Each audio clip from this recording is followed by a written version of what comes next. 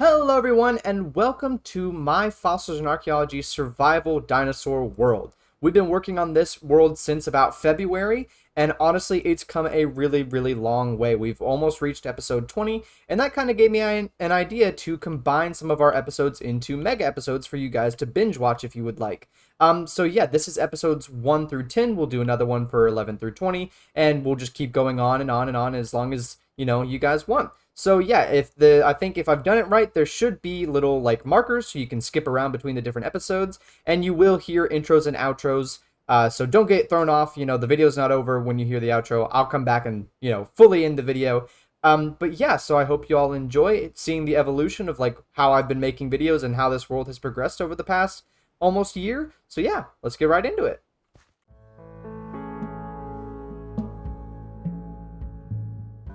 Hello everyone, welcome to Minecraft Dinosaurs.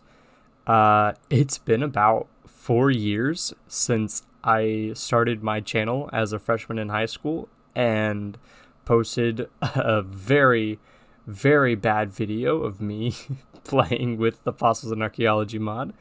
And now I am in college, and Fossils and Archaeology just got an update to 1.18.2, which is absolutely amazing, and I've seen a lot of my favorite old YouTubers hop back in, start making videos about this amazing mod, and I figured why not give it a shot myself. So here we are, and I guess we should just hop straight into it.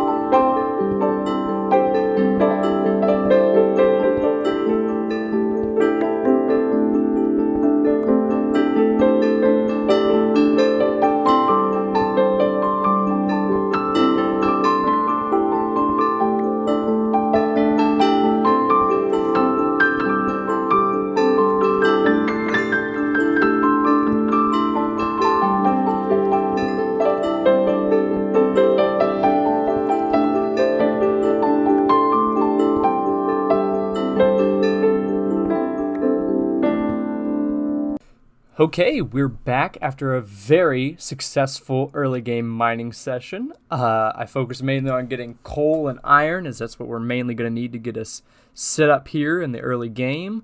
I did get a stack and a bit of iron, which should be enough for all our armor and our tools, and I think that'll get us going for a while. We'll wait for that to smelt up, but I did go ahead and craft an iron pickaxe. Because all the fossil ore that I was passing up, I could not mine with my stone pickaxe. It was very much a tease. There was so much fossil ore, and I just could not mine it. But hopefully we can finish smelting up some of this iron and go around. I'll go ahead and craft, not pants, let's do boots. And let's go ahead and get a sword. I think you saw the montage. I did die once and fought off a bunch of mobs that I didn't show. But let's go ahead and mine this ore here. Not great luck for our first one. Got a bone. Let's see. Definitely not good luck. Ooh! Deinonychus skull. That is really awesome. I love the Fossils and Archaeology mod. They add all of the bones for all the dinosaurs. and I just think that's so cool. We will definitely like have to frame this in the house we eventually make. Let's see what we get from this one. Another bone and biofossil. Yes, that's exactly what we want.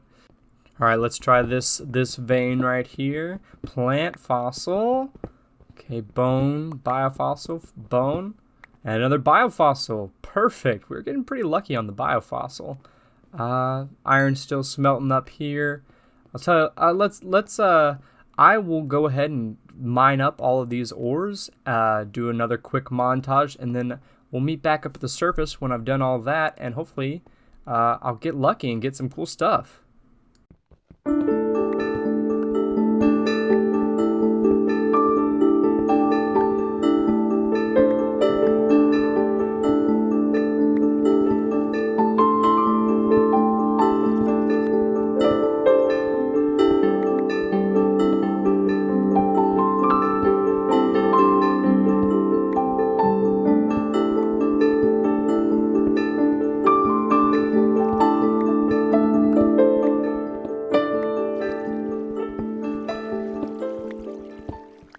Okay, I got a little bit of that fossil mining done, and we got 12 biofossil. We still had that Deinonychus skull, and we got a couple plant fossil and a couple relic scraps. It's not a lot, but without any of the like enchantments on our pickaxe, I think it's pretty good for a start, you know. I think we might be able actually to go ahead and craft an analyzer. I think if I remember the recipe, it was these upside down. Yes, an analyzer. Wonderful. I think this is the machine we use to analyze biofossil. I'm gonna save one biofossil as like I'll just say that these were our first two fossils. I think I'm gonna keep the Deinonychus skull just a little close to the vest. We'll save the plant and relic scraps for even later just because I want to build them up so we get plenty of the cool stuff. Let's see here, but we can go ahead and put these in. The cave we were in is just over there and spawns back that way a little bit, but I found this really, really lovely area here. I feel like it's got very nice plains. There's a very nice mountain here that we might be able to just pretty up and make some really cool exhibits out of just the existing terrain. Like I really like this river here, and I think it goes more towards an ocean in that direction. I need to go look, but I think it's a very nice little river. It's a very nice little flat area that should hopefully be very good to set up. Plenty of animals around too, so we'll hopefully capture some by the end of the episode and get some animal farms going. I see some cows over there. We'll go ahead and capture those and get some of that farming going, because the dinosaurs in this mod, if I remember right, love to eat, and they eat so much. Let's see what we got so far. First dinosaur DNA, a Compsognathus and a Confuciusornis. Awesome. I love the compies. Actually, they're so adorable in this mod. I know a lot of the creatures got updated models. I haven't seen many. I've seen the Stegosaurus just because that's my favorite dinosaur, so I was like, I need to go see what it looks like now. But I've left most of them as surprises. I remember they did get a lot of remodels before it updated out of 1.12.2. But I've heard that all of them got even more remodels, so I'm very excited to see what they look like now. No more DNA, but that's pretty good. 2 DNA out of our first 12 fossils is not bad at all. I think what I'm gonna do is I'm gonna just work on building a bit of a starter base, kind of in this little like divot right here. It's not gonna be anything big, anything too crazy, but just something where we can put all our machines, put all our furnaces, get our starter equipment all set up, and hopefully it shouldn't take me too long, but let's do it in a nice time lapse. So I'll bring you guys back when I've got some progress done.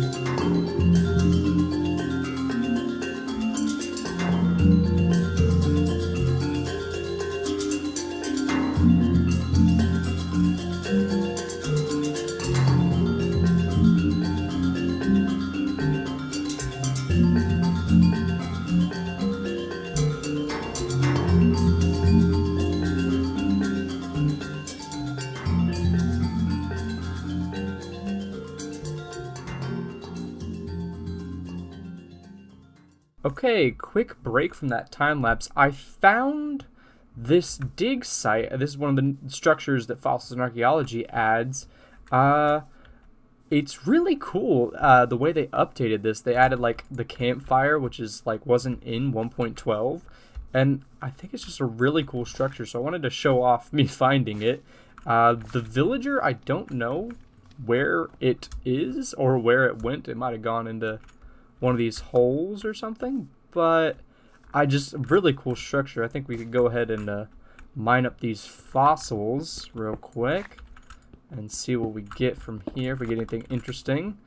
Let's see, relic scraps mostly. Bones and relic scraps, not the best of luck, but I don't know where the villager went, but I might take these workstations because I don't know how to craft them, honestly. I did also find a shipwreck on the way over. I'm just out currently looking for all of those saplings for different tree types, so I make sure I get enough for the build. Oh, archaeology workbench. That's a cool updated texture. I don't remember what it used to look like, but I remember not liking the texture. But yeah, I will probably go ahead and just resume that time lapse. I just wanted to show you guys the new structure because I think this is really cool.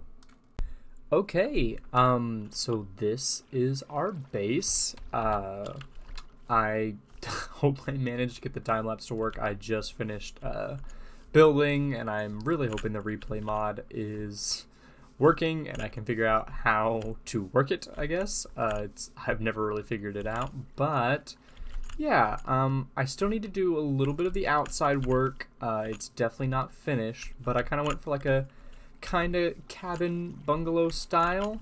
But here's the inside. I put a little skylight in, plenty of storage to get us started. Whilst also in that time lapse, I did do a little bit of a mining to go get deep slate for the roof. I managed to find 6 diamonds and I think just a little more biofossil. No, I didn't. I only found 1 more and then some shale fossil. But I did manage to find these amber clumps, which were not, or they were in the old version of the mod, but you definitely couldn't place them down. So I figured out you could do that, and I think they look really cool, just kind of as a little decoration. I put down a biofossil for this little, I think it's a Protoceratops skeleton, and I managed to frame our Deinonychus skull. I think I still have a little work to do, like little touch-ups here and there, finish up the decorating and making this feel a lot more homely. It is our starter base, and I do kind of just have the analyzer back here and some of. Oh, I should talk. I have the chipped mod installed. That's how I get a bunch of these block variants. So I managed to craft up a couple of those workstations throughout the build. They're very nice. I love like the block variations and being able to work with them. So yeah, overall I think just a little more touching up on the inside, a little more decorating on the outside. I did put in this little rock wall. It's not fully textured the way I want it, but just something. I noticed this beautiful waterfall in this little pond here. I'm hoping we can terraform this up a little and make this really, really pretty. The whole point of this is going to be like kind of our park director's house, I guess. Kind of like if you ever read the first Jurassic Park novel, just John Hammond's bungalow. This is kind of the vibes I want from this. So I think we did pretty good. And honestly, for that first episode, I think we've done pretty good. Hopefully in the next episode, I might do some more fossil mining off camera and we can get some DNA and stuff like that going, and hopefully maybe even get our very first dinosaurs. So I really hope you enjoyed. Let me know thoughts and opinions down in the comments if you have any. And without further ado, I'll see you next time.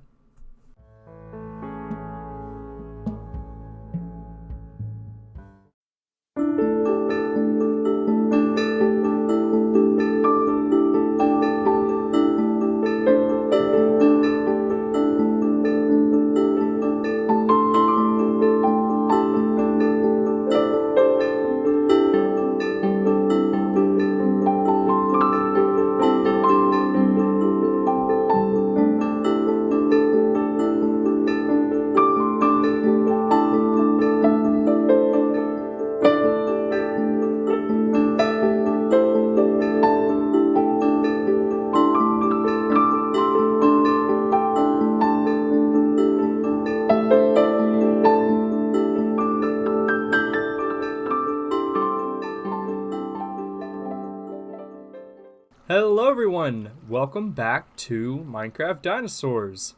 As you saw from that opening time lapse, I went ahead and did some work on the outside of our base. I went ahead and made this little outside area, put some workstations in. I did a little more work on the inside of the house as well, just a little bit more decorating and filling out some of these areas. And I managed to do a little bit more mining. I went ahead and got some more diamonds. Not enough for full armor, but we'll probably get that by the end of the episode today. And I'm starting to work on setting up an enchantment table so we can get some enchantments in all our gear.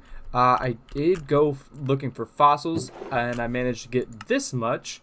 Just 21 biofossils. I found a lot of shale fossils, mostly because I was down deep in the deep sections. I forget what they're called. Deep slate levels, yes.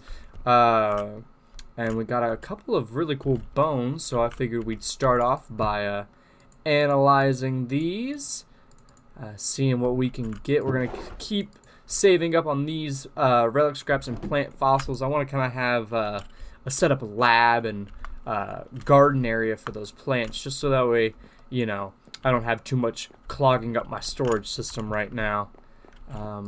But already some dinosaur DNA. Nice, nice, nice. I think the bones have a higher chance of DNA than just the regular biofossils, so that's really cool. Yeah, we'll let that cook for another minute. I set up a hopper and a barrel just so it's can continuously run. One of my goals for today is probably to go out and find a swamp or something similar. I think you can also I ended up adding the JEI mod, but we need tar or slime for a cultivat. And that's how we actually get the dinosaur eggs.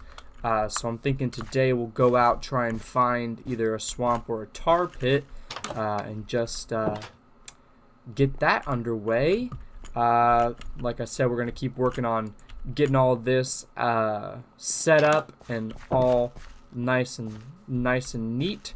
I was also thinking that I could put a little boathouse right here with like a little dock in this little pond here. Obviously, I still want to terraform this little area here. I just kind of want to get the base all nice and prettied up before we start actually working on the park. Okay, I think it's finally done, so I'm very anxious to see what other DNA we got. T-Rex. That is amazing for our first. And a Brachiosaurus. That's, like, absolutely amazing. For our first, like, real round of fossils, that's, like, insanely good. Also, a lot of these, I have never seen these. These are new for the 1.18 update port or whatever they are. But, like, very excited about those. Whilst I was waiting, I did go ahead and start renovating this. I didn't like the enchantment table right here, so I think I'm going to plop it in the basement that I'm going to make. Maybe a couple other workstations like this mason bench right here. I really like fitting these workstations all into the build. Just like, I like making them fit in so they don't look just like all thrown on this wall or something. But I figure I will probably just cut to when I have this all built up and maybe a full enchantment set up. And then we can go on a little adventure to go find some slime and maybe some tar. Either one, we just kind of need a coulter vat so we can get working on these dinosaur eggs. So yeah, I think I'll bring you back when some of that progress has been made. Okay, I've made quite a bit of progress. This is our lovely basement. Got a full enchantment set up, so we're ready to enchant. I just need to go get a little bit of lapis. I didn't grab any while I was down, so we'll have to do another mining trip before this episode is over. I also included this little room here. I'm thinking we can use it as like our archaeology room, you know, hang all the figurines and the paintings and stuff in this room. I don't know how much of the like archaeology side of the mod we're gonna use like in the actual park and like for decorating and all that, but I figured this could be at least a little way to include it in just this little room here. But I think what we'll go ahead and do is I'll go ahead and sleep. Oh, come on. It's not. I love shaders because look at that. That's beautiful, but I can never tell when it's actually night or not yet. You know, in vanilla, it's really easy to just be like, oh, yeah, it's night. But we'll just run around a little bit. And there we go. I'm thinking I saw, okay, I was out gathering sugar cane to put along the river right there, and when I was walking along this river, I think I saw another one of those archaeology tents really close to our base. When I went looking for spruce, I went that way. And I think if we go this way, let's see, it was over here somewhere. I think it might have been just over this ridge. But yeah, I think overall, I'm thinking about this series and like what we're gonna do. I really want the park to feel kind of natural, kind of like just a regular park, not really a zoo. I don't want like all the concrete and stuff. Oh, here we go. Okay, I think this is one of the regular ones. I did do a little bit of looking at the wiki. There can be regular dig sites and then also tar dig sites. That's the kind of what I'm hoping for. I don't know how we get the tar drops out of the tar dig sites, but if we can, then we can definitely craft a coulter vat. Let's see. Wait, is that another one? Hold on. No way there's two right next to each other. Let's see. I hope this one's a tar pit. If it is. Oh, nice. Okay. Still no villager for this one. How do you get the tar droplets? Do I have to wait for like the... Oh, you just get it in a bucket. Okay. Let's see here. There we go. Okay, that should be what we need for the coulter vat. I'm pretty sure you can just get... You can get tar slimes. I don't know if they spawn out of these small ones. But I remember that's another way you get tar drops. So we might be able to set up like a cool farm right here for tar. let's head back to base and go ahead and make this cultivat.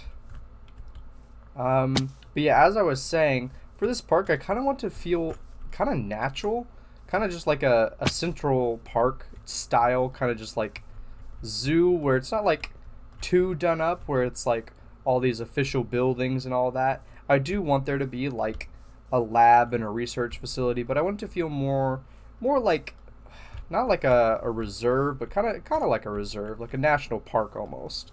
I definitely want there to be enclosures, because I do not want the dinosaurs running around willy-nilly, but I want it to feel more naturalistic and more like a nature reserve almost. Okay, what else do I need for this cultivat?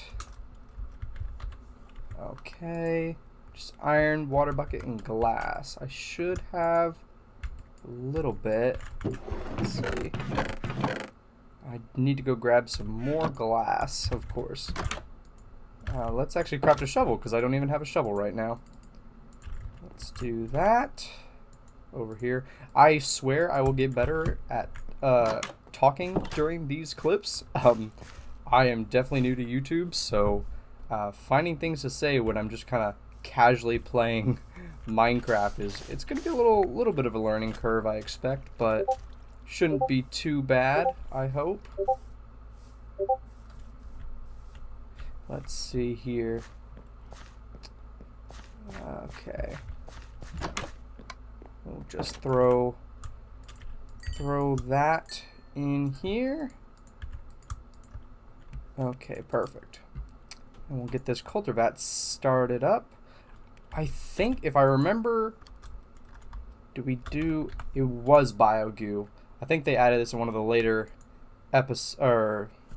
later updates of the 1.12 version.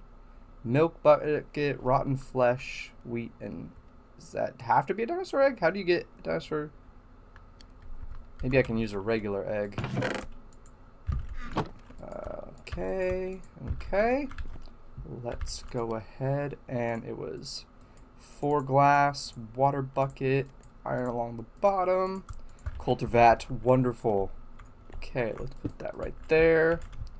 I have some wheat, got some rotten flesh. Let's hope I can just use eggs. I need milk, don't I? So let's jump down here and grab some milk real quick. Let's see here. Awesome. Okay, we got 1 BioGoo. Let's go look at the DNA I have. What do we want to cook up first? This chest. I don't know. I think Compy was our first DNA, so we could cook that one up first. Though we could do what Lorky did in his series. Let's do that. We could have a bird on the inside of our base here. Let's go ahead and cook him up. Okay. While that cooks, I'm gonna go mining and hopefully get some lapis, and we can start working on some of those enchants. I think, yeah, let's cut back. I hate to do all the cuts, but let's go mining, and I'll come back when that guy's fully cultivated and I've got some materials. So yeah, I'll be right back. Okay, successful mining trip. I managed to get just enough diamonds to get full diamond armor. We still have our tools. I managed to get enough lapis that we can start enchanting. I think we'll go ahead. Where did I put the lapis? I put it up here. Let's go ahead and enchant our pickaxe, because that's what we really want. Okay, efficiency 4. Let's go ahead and put that. Nice silk touch. That's actually really good, because I actually want to do some cliff work this episode. What else can we get on? Get him breaking. Do we have him breaking 3? Let's go ahead. I do not have enough diamonds for another pickaxe. Let's go ahead and just enchant our chest plate. Protection 4, that's not great. What about boots? Depth strider, I'll take that. Okay, not bad, not bad. I'll do some more enchanting between episodes, and hopefully we can get some fully geared up. I'm trying to keep most of the regular Minecraft stuff kind of like off camera, just so it's not like completely taking over the episode. I know everyone's seen this like a bajillion times, so I'm just trying to do most of that like off camera and stuff. But when we left off, this guy finished cooking, so advancement. We're gonna go ahead and I forgot to mention mining. I got a lot of fossils and a scarab gem, and if I remember, this is really rare, so it's really cool that we got one of these early on, and probably going to be very useful when we get some of those bigger carnivores.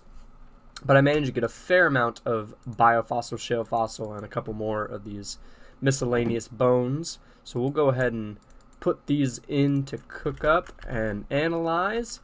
And I think what we'll do for this final little segment of the video is I thought about building like a little area in the house for the Confuciusaurus, but then I also got a cool little idea for just like almost like a chicken coop out here for it.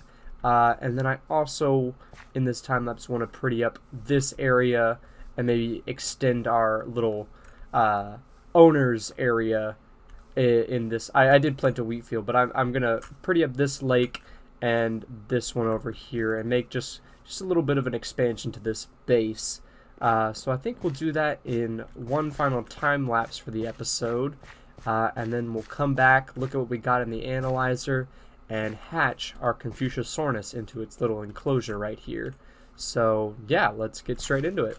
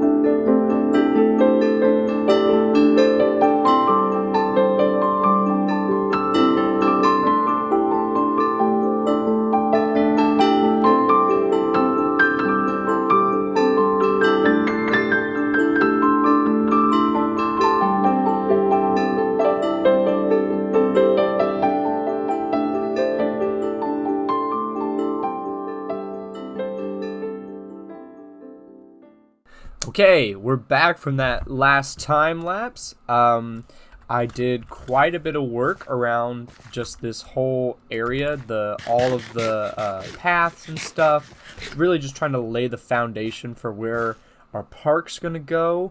Most of the time lapse, I think, probably centered around this. I went ahead and outside of it did some of the vegetation. This is not as done as I want it to be. Ideally, this kind of stonework is going to encase all of this side of the mountain, more of this side, and all the way up there. I just didn't want the time lapse to be forever without that being the main focus, but I just figured this is going to tie in our base. I'm thinking this little area, we're probably going to move these cows, is going to be just a small forest to kind of like conceal this whole little owner's house. And so yeah, I think a lot of this terraforming is going to just like really make this area come together. I can't decide if I'm just going to plant trees in here or if I'm going to build custom ones. I'm not the best at custom trees, so we'll see. We'll see where that goes.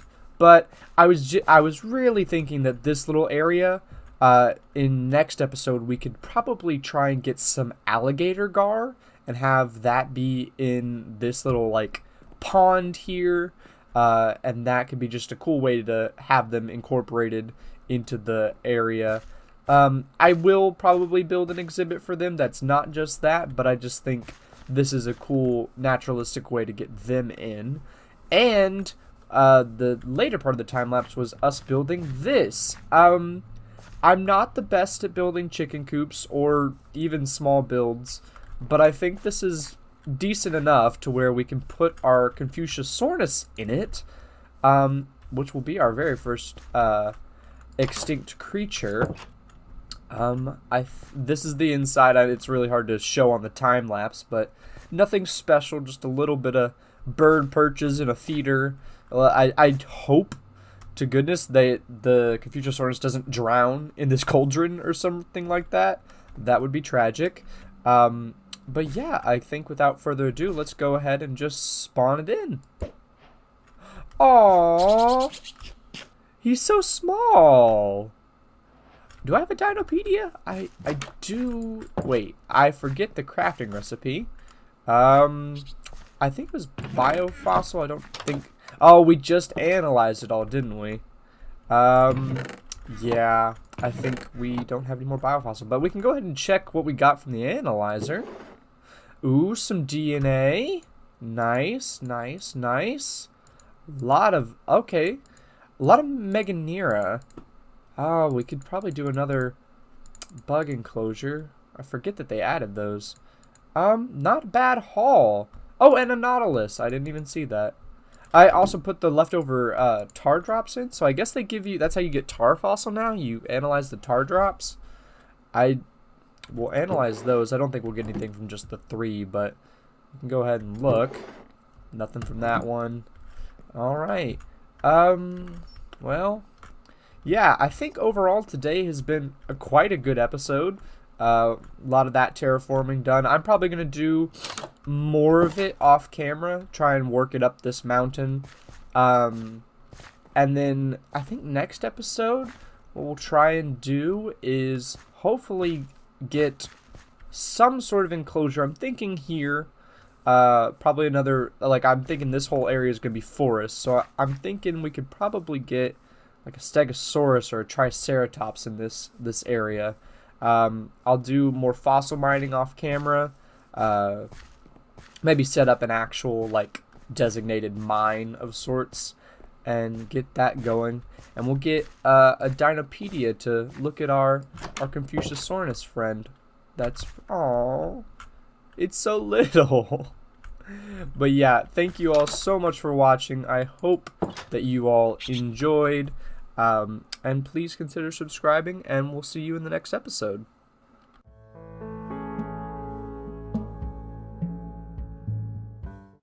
Hello everyone, and welcome back to Minecraft Dinosaurs, episode 3 today.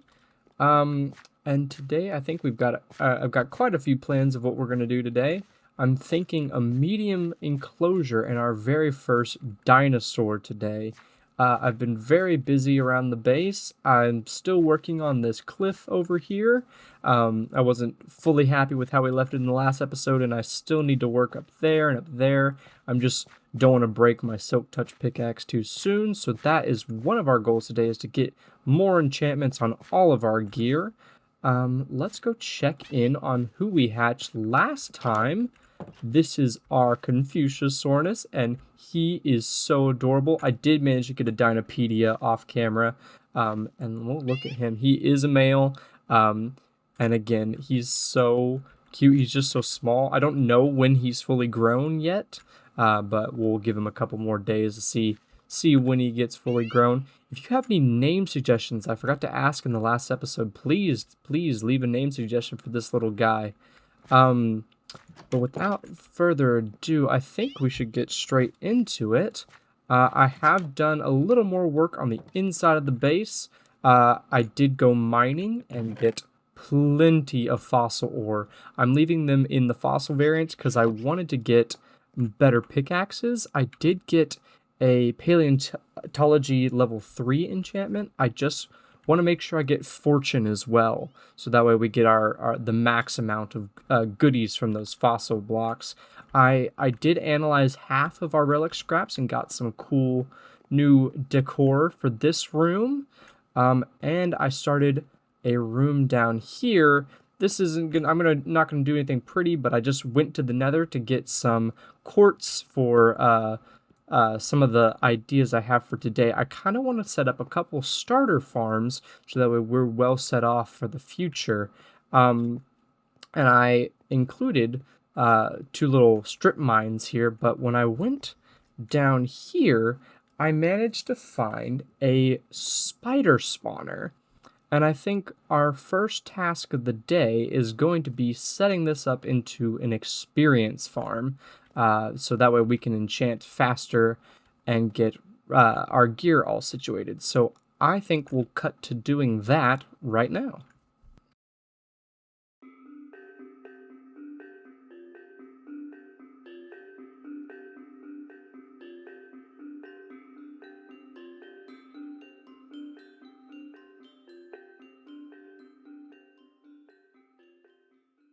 Okay, the farm is now built. I AFK'd overnight and got a ton of enchanting done. I went ahead and enchanted all of the armor, so we got some pretty good enchantments up here. Just need a couple like odd enchantments to make it fully kitted out. Sword's not the best, but you know, it is what it is. I did get really lucky on the pickaxe and got a Paleontology 3 Fortune 3 pickaxe in 1 enchantment, and that is absolutely heavenly.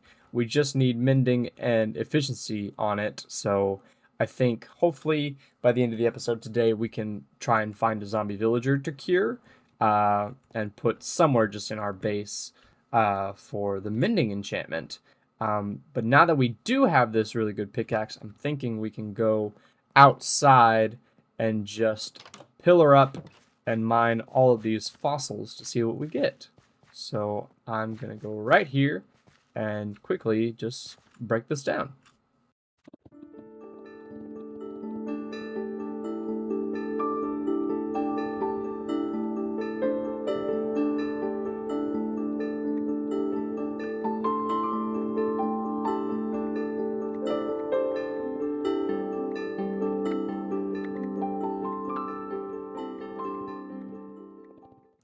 Okay, that was very successful. I got 2 stacks of biofossil, another stack of shale fossil, and all of the and 2 scarab gems, and all of these dinosaur bones. There's quite a lot. I didn't know that fortune worked that well on these fossil ores, but I threw a stack of plant fossils over here. I had to come over here and grab a barrel real quick just because I didn't want to lose any of these bones. So I'm gonna quickly work. I did get another Deinonychus skull, which is actually pretty funny as well. But I'm gonna move these into here, and we can get working on analyzing them. I think what we'll do is I want to keep some of the cooler ones, like definitely this Quetzal skull is quite cool. Maybe both of these mammoth tusks. I don't want to keep them all because like some of them are just, you know, a little bit like whatever, but some of them are really cool and we can use them as cool decoration in our park. So I think we can throw all of these away. I think I want to keep the Mosasaurus tooth. I think that's a cool one to keep. Let's throw these scarab gems up. Sleep real quick. But yeah, I think that was very, very fruitful. So we should get plenty of DNA by the end of today. And I hope we definitely get some for our starter enclosure. Let's see, take all these. Definitely gonna need more room in our inventory here. I am thinking about adding a backpack mod. I don't know. The jury's still out on that one. But let's see. That's also a really cool fossil. We'll keep that one. Sorry, I'm just trying to gauge what would be good decoration wise. But here, we'll throw the rest of these in this chest for now while we work on moving them over. And then, yeah, I think overall our next big thing that we need to get done is this enclosure. So I think that we will let these bones analyze, and I will work on building the enclosure, and I will bring you back after a time lapse of that, and we'll see what we can put in the enclosure.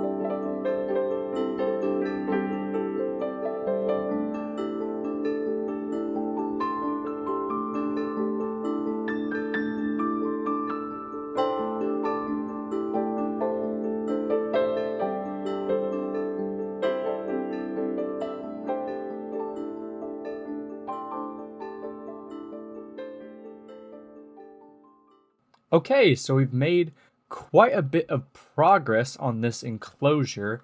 I'm currently in the middle of texturing the ground, but I wanted to take a quick break from the time lapse because my tools are all dying, specifically my Silk Touch pickaxe and my shovel, and we kind of need to repair those. Luckily, when I was building, I noticed up there is a villager.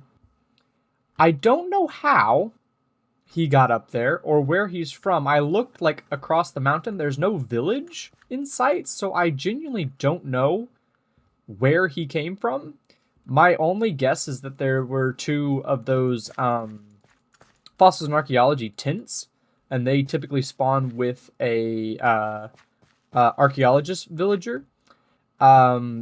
And my theory is that he just wandered over here and managed to get himself trapped right there, and has lost his job because he's far away from his workstation. My plan is probably just to get him either into the house so we can just get a mending trade set up. I think that'll probably be what we do. I might put him right there and build him a little hut in the boathouse, because that's something else I wanted to build and just have had my mind on. I think we won't build it today, but we can at least move him in that direction, and we can hopefully get a mending tray out of him to put on our tools so we can just repair them in the spider spawner. So I think I'm gonna cut to when I've moved him and hopefully gotten a mending book. Okay, we're back, and we do have our mending villager guy. I managed to zombie curify him, so we got mending books for 1 emerald, so not bad at all. I did go ahead and put it on both of our picks, and now these are both practically god tier. This one's fine, but this one still needs efficiency 5. It's just 32 levels, and I didn't feel like doing that at the moment. I'm going to keep working between episodes and just trying to enchant these up and get even better enchants. I think just getting protection on all these will be pretty good. But yeah, with that done, I think we now have what we need to finish out the rest of the enclosure.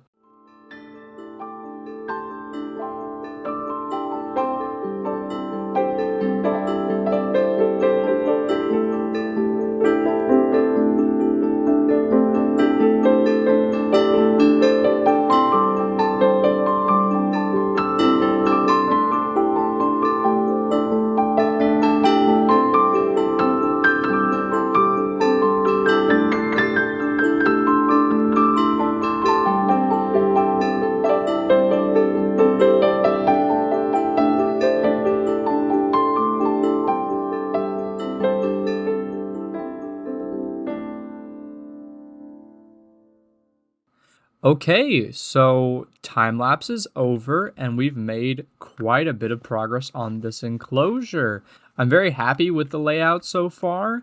I left all of these tree stumps around because I want to do custom trees. I just don't have a lot of the wood at the moment and my axe is absolutely busted. So I'm thinking I will do the custom trees in the beginning of the next episode, along with probably that fisherman or boathouse idea I had.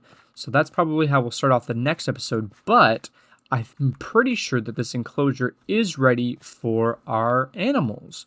So I'm going to head into our base. I finished analyzing all of those fossils, and we have quite a bit of DNA in our storage chest. So now we just need to decide what's going to go in our enclosure. Here is the haul from the analyzer.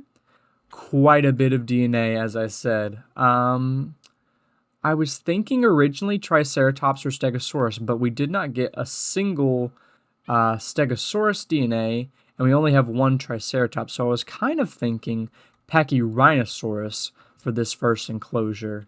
And I went ahead and crafted some biogoose, so I think honestly we'll just put this in, and we'll go ahead and I guess cut to when that's done, and we can start hatching our Pachyrhinosauruses. So I'll bring you back when that's finished cultivating. Okay, we have our Pachyrhinosaurus eggs, so I'm gonna go ahead and right here place these down. Get a torch out so that way they're warm, and let's see. Okay, this should only take about a minute.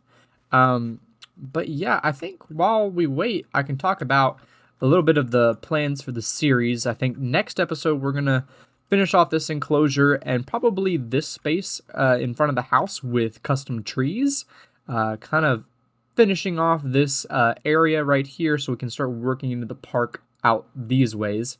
That boat house or like dock house we're gonna start working on.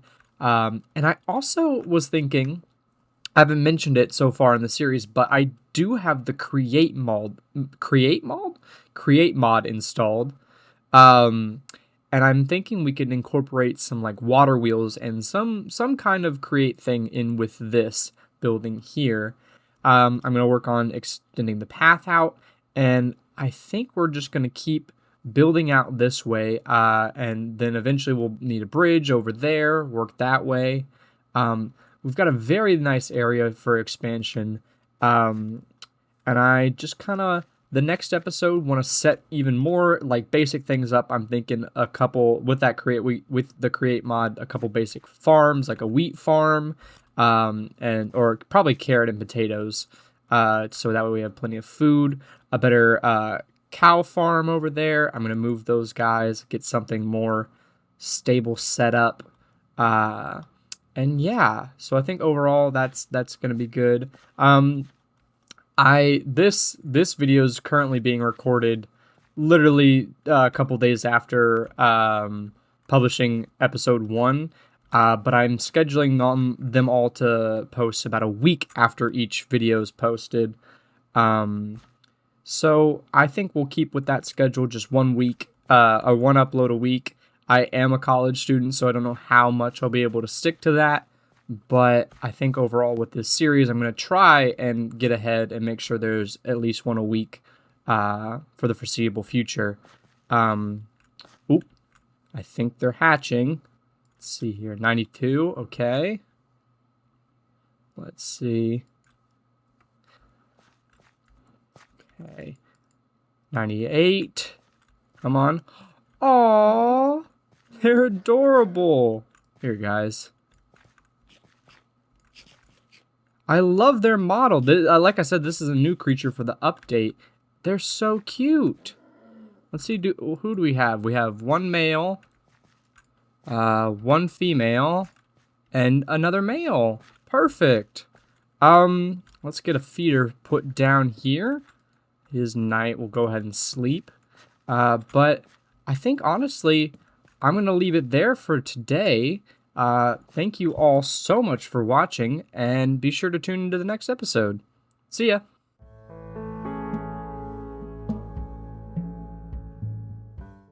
Hello everyone and welcome back to Minecraft Dinosaurs episode 4. As you can see, I'm standing in the middle of our Pachyrhinosaurus enclosure, and I'm just about to hatch our 4th Pachyrhinosaurus. I have dinosaur breeding turned on, but I have them set to drop like eggs, and I figured why not hatch one more to make this a max population enclosure. So I think this one's about to hatch any second now. But yeah, there we go. Another male. I did a lot of work between episodes. I think I recorded as a time lapse, and I'll go ahead and show you the little building time lapse.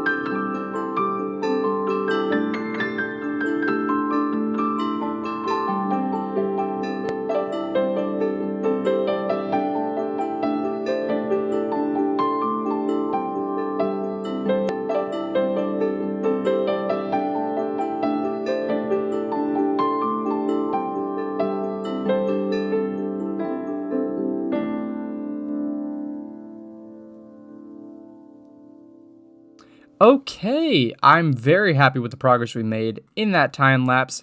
Obviously, the main focus was all these trees in our enclosure here, but at the end there, I did go ahead and build our little boathouse that we had talked about to house our mending villager. So he's safe in here. It's nothing special, just a small little building, but I'm pretty happy with it. Then obviously we went through and added all of the trees to the Pachyrhinosaurus enclosure. I did a little bit of research about like what kind of trees would be around during when Pachyrhinosaurus was alive, and I came up with a couple of different tree designs that I was happy with, namely these two right here and a couple small variations. But overall, I'm pretty happy with how they came out. We'll probably add them around to this area right here. I will probably do maybe even a closer look at like how I went about making them in those little segments. But for right now, what I want to get done is some starter farms, because as we worked expanding out the park, we're going to need a lot of materials. And I kind of want to have some kinds of automation already set up and ready to go for us to be able to easily access some of those building materials. So we do have the create mod installed. I've done a little bit of crafting already, but I'm going to keep gathering some materials because I want to create a wool farm today, something that'll get us plenty of wool. I want to create a crop farm and a tree harvester that'll be able to just keep getting us wood and crops and wool. I commonly use all of those materials, so I'm thinking if we can get some of that set up, it'll really help speed things along when we're building. So I'm going to do some material gathering, and then we'll get started. Okay, material gathering complete. I've got some building materials, and I've got a bunch of the create contraption parts. I did just get a hand crank and start pressing a bunch of iron. So I got a bunch of the components we might need, so that way we can create some farms. But we need a place to put them, so I've laid out an outline here, and I'm gonna go ahead and start building something that'll hopefully be kind of industrial, I'm thinking, because I want it to kind of I want it to still feel like it'll tie into our park, but also parks have a lot of like maintenance buildings and like water treatment areas, so I'm thinking something along that line, and we'll build us a building so we can put in a couple of these farms. So I'll go ahead and cut into that time lapse. I think I'm going to talk through a little bit of the building process instead of just straight music for this one. So yeah, let's get to it. This is now editing Coda from the future, watching myself build this build. It's a very weird feeling now being like in the editing chair and like going back to basically what I built like over a week ago for me now. Just seeing what I was doing. But if I recall, I just used a lot of reference images from like some water treatment facilities, and also just some from like power plant facilities that you might see in like some kind of a national park or something like that. My local park has a facility similar to this. But that's kind of what I was basing it off, trying to get a very industrial vibe. Chipped adds a lot of like cool variants of blocks that I was able to like pull together and use, and I really like this glass texture that you're about to see. That just, it gives me a very industrial feel. So that's kind of what I was going for with this whole build. It's not a very long time lapse. It's not a huge build, but overall, I think it's going to house our farms very nicely, and I'm very happy with just like the overall build that we came out with. And I had a lot of fun doing it. I'm having a lot of fun with this series and producing content, so if you like it, please consider subscribing and staying tuned into the series. With that, I'll hand you back to my former self. Alright, our building is looking quite nice. Not fully finished on the outside. I still need to tie it into obviously the park and just tie it into the landscape, but overall I'm pretty happy with how this has turned out. It is pretty industrial, which I'm hoping will eventually contrast with our very naturalistic enclosures and pathways, but I'm kind of liking the mild industry feel. I didn't want to go too heavy with like a crazy bunch of things, but like for just kind of a facility you would kind of find in like a natural park or something, I'm pretty happy with it. I've gone ahead and lined out some areas. I think this is where our wool farm's going to go. I think I'm going to have a couple of contraptions in here, and then I've laid out some plots for our crop farms. Still need to do the retaining wall to like encase this area in, and like I said, we need to do some more outside decorations. I just kind of did the windows and left it at that, but I want like pipes, and I want some like fluid tanks and generators and fans and stuff like that. But to do that, we're gonna need a better way to create some materials. So the first thing I'm gonna do is take these shafts and these water wheels and go out here and place some water wheels. I think we'll do it on this block. We'll just place them like that. In the create mod, I did some research, and it said if you put soul sand underneath those, they will start spinning. So we'll get some soul sand from the nether. I don't have any right now, but next cut I'll go grab some. And then we'll do some shafts coming through here, I think, yeah. And then I think this is where I want the belt to be. I kind of made my own design for a wool farm in a creative testing world. And it uses mostly Minecraft mechanics, if I'm honest. But it combines some of the create like conveyor belts to kind of jazz it up a little bit. I think while we do that, we also need a way to press some of those iron ingots into more manageable sizes. So we're gonna go ahead and kind of get that going. So that way I can convert some of this iron into more pressed stuff so it can have more decoration. I need some pressed copper as well for, what's it called? For fluid pipes and tanks, and I want to use a couple of those as decorations. So I'm just going to come in here, place that there, and then we're going to do another water wheel, I think right here. We'll put it right here for now. And we obviously need to cover all of this up because it is a little clunky at the moment. But for right now, I think what we'll do is this, and just get this turning. Put the block there. Now this should be good to go to press down iron and copper while I work on building the wolf farm. So I think I'm gonna first person montage it and just go ahead and assemble this wolf farm, and we'll kind of talk out how it works. So yeah, let's get to it.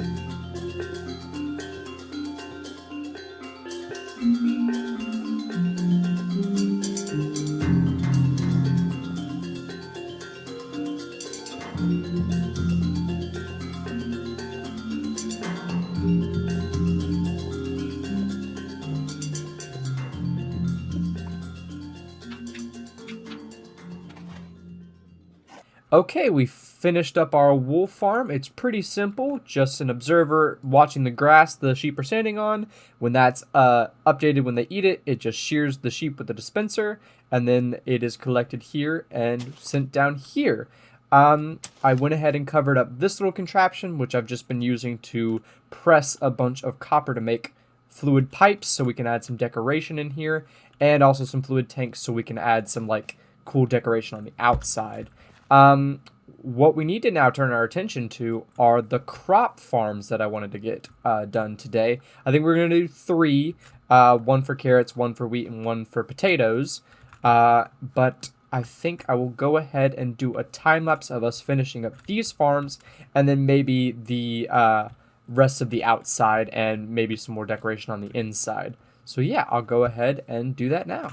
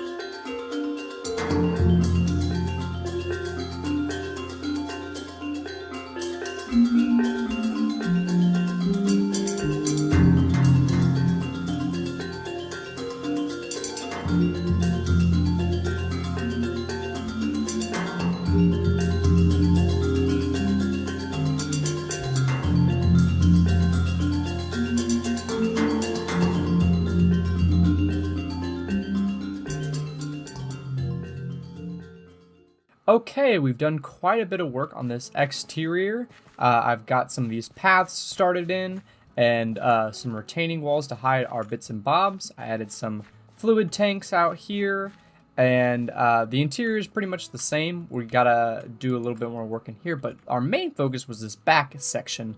We've got 3 working crop farms at the moment. I just need to get some more carrots built up and potatoes to fill out the fields, and then we should get fully automatic crops.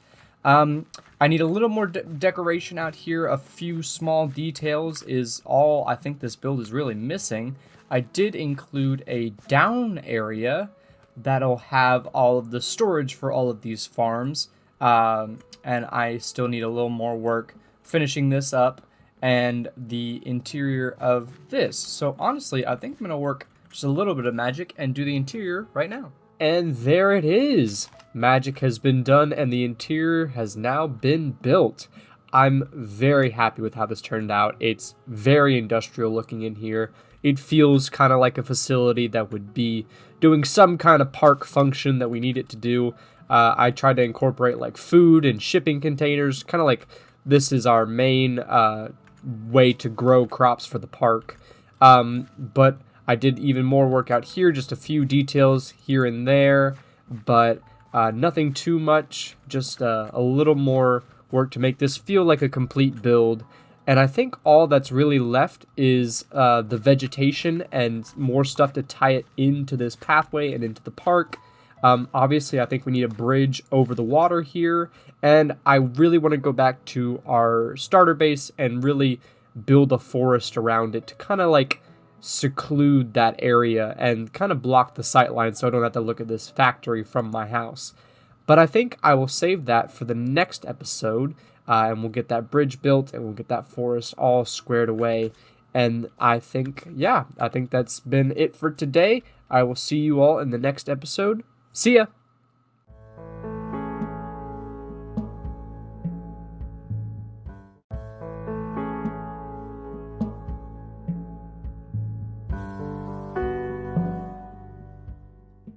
Hello everyone, and welcome back to Minecraft Dinosaurs episode 5. As you saw by that little intro, hopefully, I went ahead and built a lovely bridge connecting our pathway on both sides across this lovely river, and I worked on extending the forest in front of our base. I think it finally got kind of that secluded cabin vibe, and it was well worth it putting in the time to build all these custom trees. I just kind of extended the type of trees I built in the Pachyrhinosaurus enclosure and kind of just extended them out here, and I think overall it came together rather nice and has created a very lovely vibe for our starter base. I want to highlight, I took some suggestions in the comments. I do pre-record my videos quite a bit, but we have now named our Confuciusaurus Fusion. So this is Fusion. Say hi to the world. He's very old now. I think Minecraft days go by really fast when you play way too much, which I do. But in today's episode, I think I would like to build another dinosaur enclosure. I think our Pachyrhinosauruses have all fully grown and are very tired of being the only dinosaurs in this world. But I think they're all doing good. And if I didn't ask in the previous two videos just because they were being pre-recorded, they were like the same weekend. But if you have any name suggestions for these 4 Pachyrhinosauruses, I think we have 3 males and 1 female. Please leave them down in the comments and I will be sure to name them.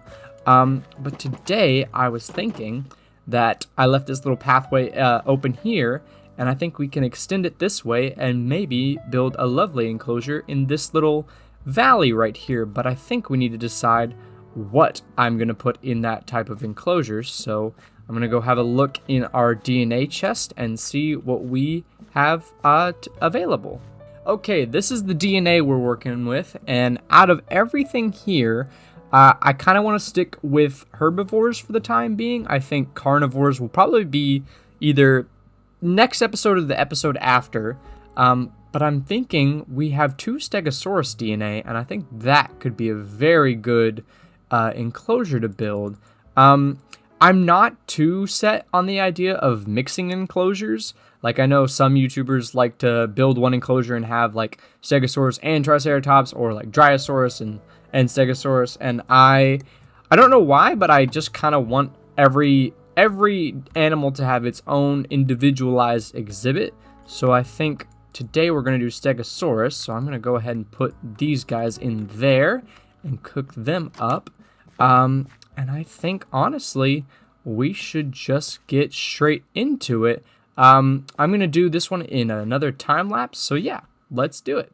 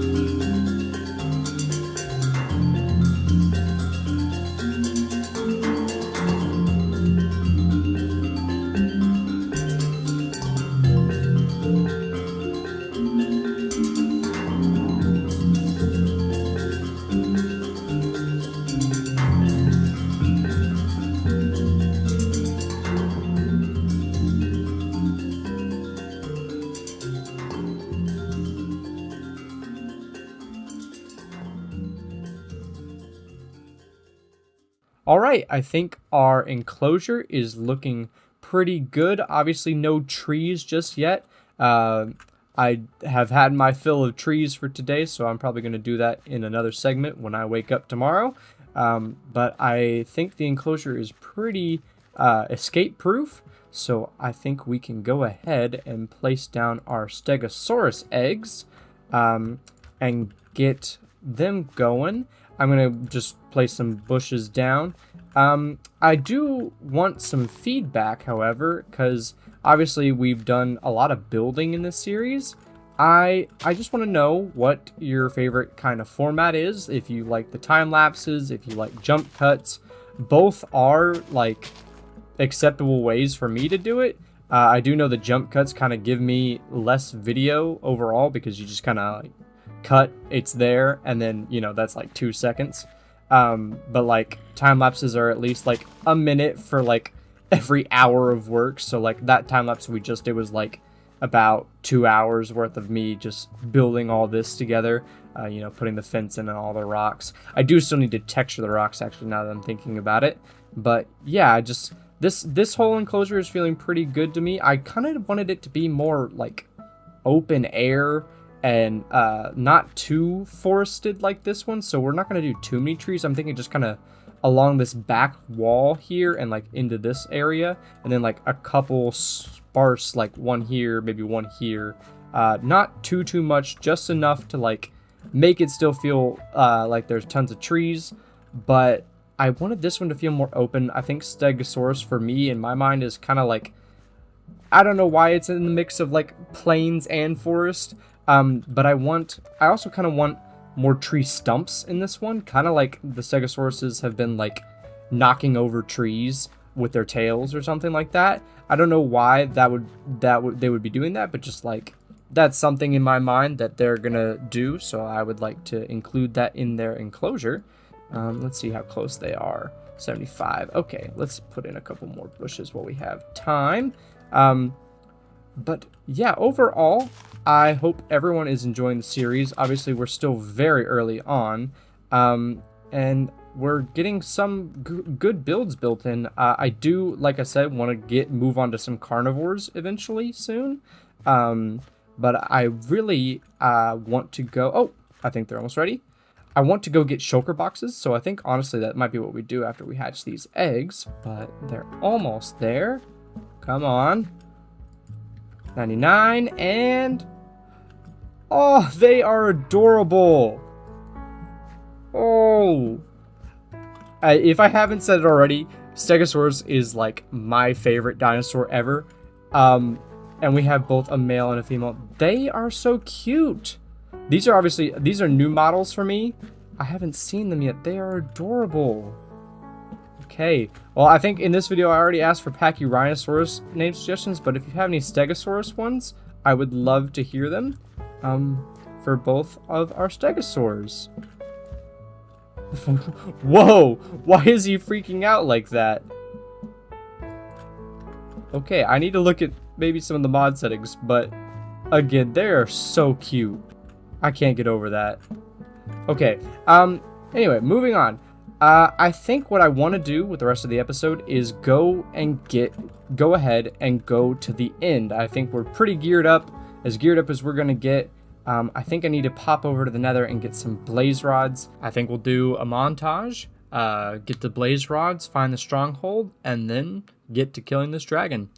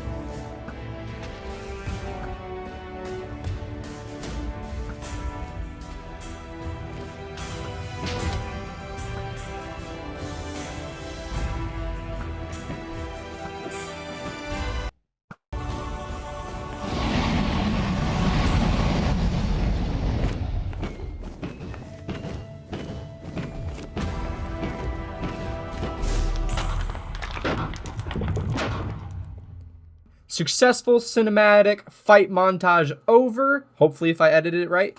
That was one of the better dragon fights I've done. I don't fight the dragon that often, but when I do, it typically goes a lot worse than it did. So overall, pretty happy with it. I went to one in city and got 5 shulker boxes and an elytra. Already put enchants on the elytra and went ahead and filled our shulker boxes with plenty of resources to finish out this enclosure. And our stegosaurs have grown up just a bit.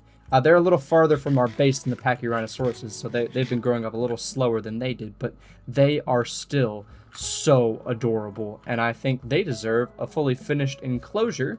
So yeah, I think I'm going to do that right now.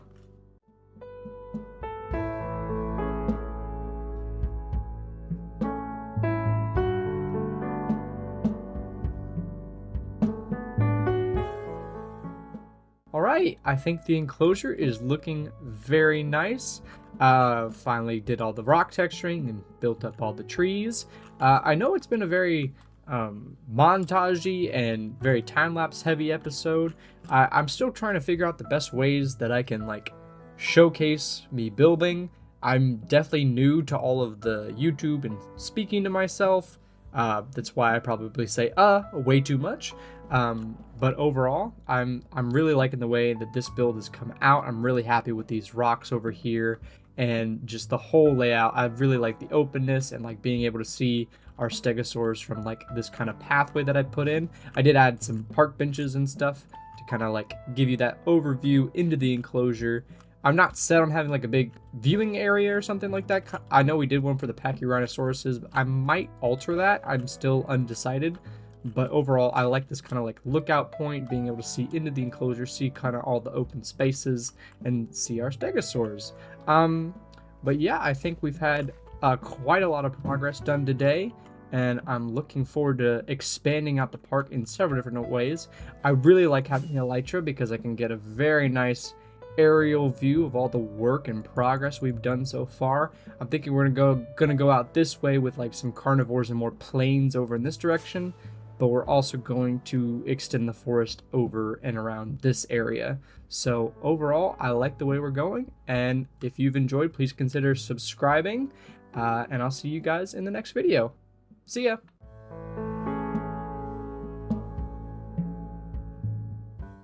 Hello everyone, and welcome back to Minecraft Dinosaurs episode 6. I'm standing in the middle of our Pachyrhinosaurus enclosure because I have a few names for these guys. I think, let me make sure. This one's a male. I'm going to name him Malachite. This one over here, also a male. I'm going to name him Flint. And I think this guy will also be a male. Yes, Onyx. And then our final one, the only girl in our enclosure, will be Amethyst. These were all suggested by this user you see on screen right now. Big shout out to them, and thank you so much for the suggestion. Quite a bit has happened since our last episode. I unfortunately died, lost all of my gear, and had to get re-enchanted, re-geared up. I supplemented some of the grind of that by going in busting to get more shulker boxes and obviously get diamond armor in the chests in the in cities, so that helps speed up the process quite a bit. And I got very, very, very lucky and got quite a few shulker boxes, which should help in our projects that we've got going on and future projects that I have planned. Today, what I really want to do is, since I have been using Elytra and flying around a lot, I would really like to build a gunpowder farm as well as a sugarcane farm for rockets. I also desperately need an iron farm. Building the machines in this and doing some carnivore enclosures in the future will require quite a bit of iron, and I want to have some kind of farm. So I'm thinking another kind of facility building somewhere in this area. I haven't planned it out yet, but I think we can go ahead and start building. I will go gather materials and we should get into it.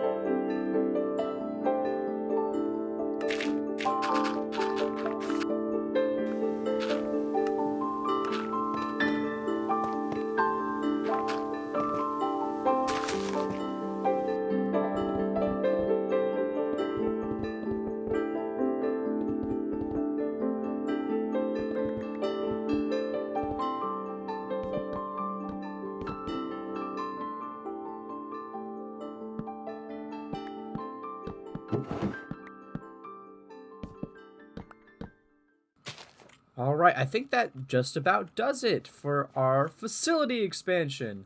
I'm really liking how this came out. I added tons of like storage crates and everything, and I made the whole theme of this building kind of like our storage shed that like will store all the food for our park, all the fish, all the plants, all the meat, and they'll be kept in these shipping containers that can be transported to all of our enclosures. But the real work that we need to get done is down here in this little area. I need to decorate a little bit more, but I want to put our sugarcane farms and gunpowder farms connected to this little area. I'm thinking using the create mod, we can just do kind of what we did up there with the crops, just down here with the sugarcane. And then I think there's this giant cave right here that we can kind of turn into our creeper farm, and we'll have it output here, and we'll maybe be able to even automate the rocket making. I haven't looked into it yet, but we will definitely get something going so we can have plenty of rockets. So yeah, I think I'm just gonna cut right now and install them. Okay, here it is, my beautiful contraption. I do not classify myself as a redstone person or even a create engineer. I don't think I'm that good at it, so this is very cobbled together, but I'll show you kind of the behind the scenes. It basically, back here is a sugarcane farm that's farming sugarcane similar to our crop farms upstairs. and that's harvesting sugarcane and then crafting it into paper, and that goes into this center bit. And then through this wall is a gunpowder farm with just a cat and some carpets and stuff that'll only allow creepers to spawn, and then they get killed and the gunpowder comes into here, and then it crafts it into rockets. The problem I am experiencing at the moment is that there is no gunpowder. The farm I built does have an AFK platform built into it, but I do not want to build one kind of in the sky here. I think it'll ruin the sightline, and I find them ugly, and I don't want to build one. So we're just going to deal with a limited rate farm. I think it'll help if I light up this area and this surrounding area, and the cave systems below will definitely help with the drop rate and will help with our firework rocket farm. Now, what I want to get done is I want to get the resources for the iron farm, and I'm thinking I'm going to put it somewhere over here. I don't really know. I want to build something for it, but also I just kind of want iron, so I'm going to go ahead and grab the resources, and we'll see what I end up doing. All right, here is the iron farm, fully built, fully functional. I unfortunately lost the time-lapse footage where I was constructing the farm, so I'm just doing sorry to cut there, but we did finish building this. I need to build something around it to kind of cover it up because it's kind of just floating here, but it has to be spawn-proof so the golems don't spawn, so I'm still working out the best way to do that will get us iron without tampering with the actual farm. If you want to know how to build this farm, I will link the tutorial I watched down in the description, as well as the one for the gunpowder I used over there. So if you're curious how to make either of these farms, please just go check them out and see for yourself. All right, between episodes and while I've been gathering resources for our builds today, I have been gathering all of these fossil ores. So I think honestly we should break them down and slap them in the analyzer to see what DNA we're going to get. And here is our haul. Not too bad, not too bad. I think we have almost every DNA, at least one of every DNA. I think we're missing maybe one or two left. But I did manage to get 2 more Stegosaurus DNA, so I'm thinking definitely we're going to cultivate those and put those in the enclosure. But today I think I've noticed I have a lot of Allosaurus DNA. Now the only issue with Allosaurus is it counts as a large carnivore, and it means we need scarab gems to tame them.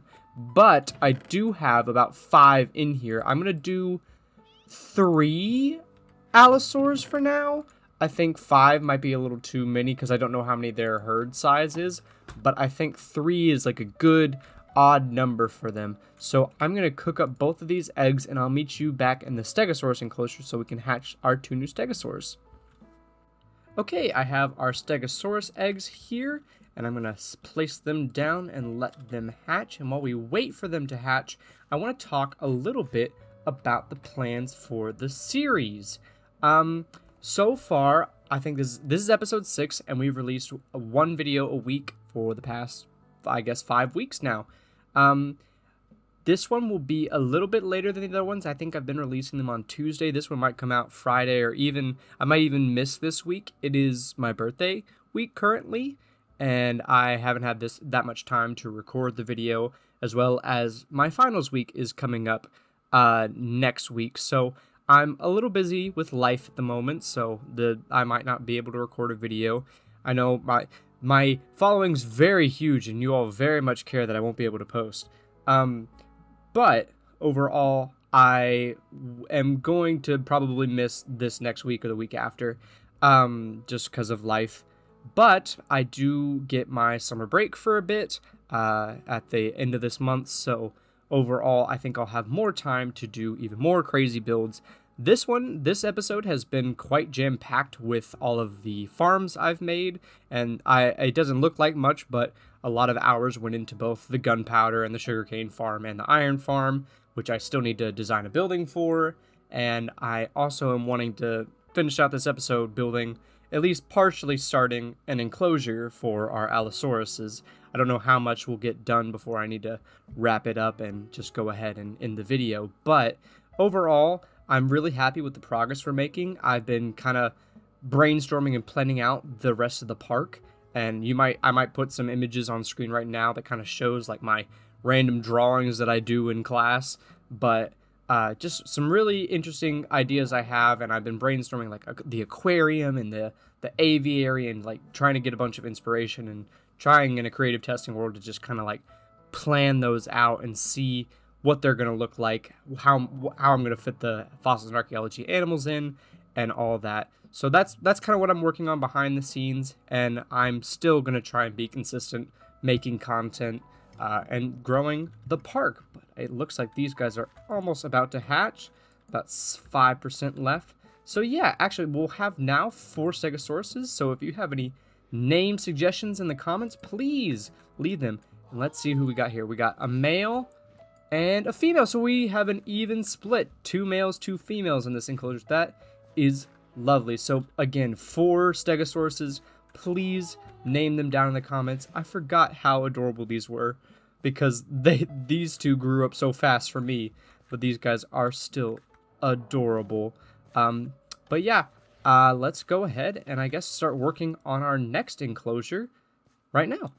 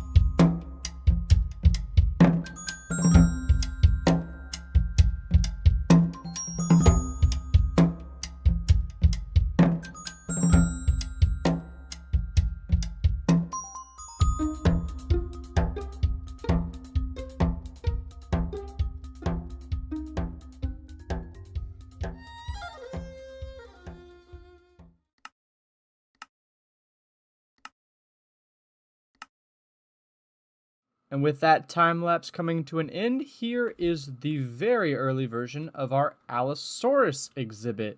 I haven't finished all of the rock wall.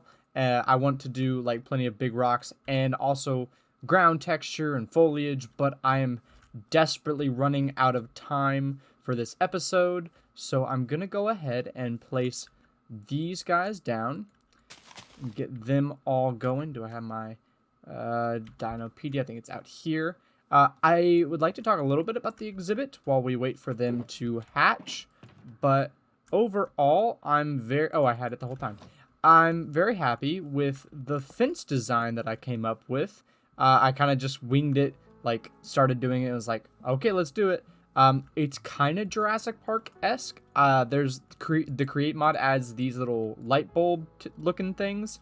So I put them on top of the fence post, so it kind of gives that electrical fence vibe. I'm pretty happy with it. I don't want this whole park to be that like super Jurassic Parky, but when you have these kind of big creatures here, you're gonna need like a really strong fence to contain them. And I looked at like giraffe reserves, elephant reserves, and they use similar, not like electrified, but like very tall chain link fences that will kind of keep in the animals. So I was kind of inspired by some of those images that I saw, and then obviously Jurassic Park is an amazing novel, so I was like, let's put them on there. So it kind of gives that Jurassic Park vibe. I extended out this little cove here, and I'm thinking this whole area is gonna be really like stony, kind of not beach like, but like sunken cove where it's kind of muddy, stony, rocky. And then this will be, in this area, we'll continue our forest from the Stegosaurus and Pachyrhinosaurus enclosure, just kind of like right here. And this enclosure will be really kind of our forest edge, because as I've said in the previous videos, I want, as we move out to this way, to kind of transition into more of a plains vibe. And as we go back that way, I'm going to extend the forest throughout this actual Minecraft forest, chop down all these trees, and then extend enclosures that way to have more of a foresty vibe. But I want this one to kind of be our transition out of that forest and more into the plains and kind of like some stonier shores along this river here. And those will that'll set us up nicely for a couple of different exhibits. I want sauropods in this kind of plains area, specifically like the Diplodocus, and then the Brachiosaurus will go somewhere eventually. They should be about to hatch. 98. I should probably get the food out. Oh, hello, little guys. Let me feed you all. I don't know. I think they have to be full grown for me to tame them. But let's see. We have one female and two females. So these guys are here. And I think in the next episode, I will finish up their enclosure and we will go from there. So if you've enjoyed today's video, please consider leaving a like, a comment, and maybe even subscribing if you want to see more from me and more dinos content in the future. See ya!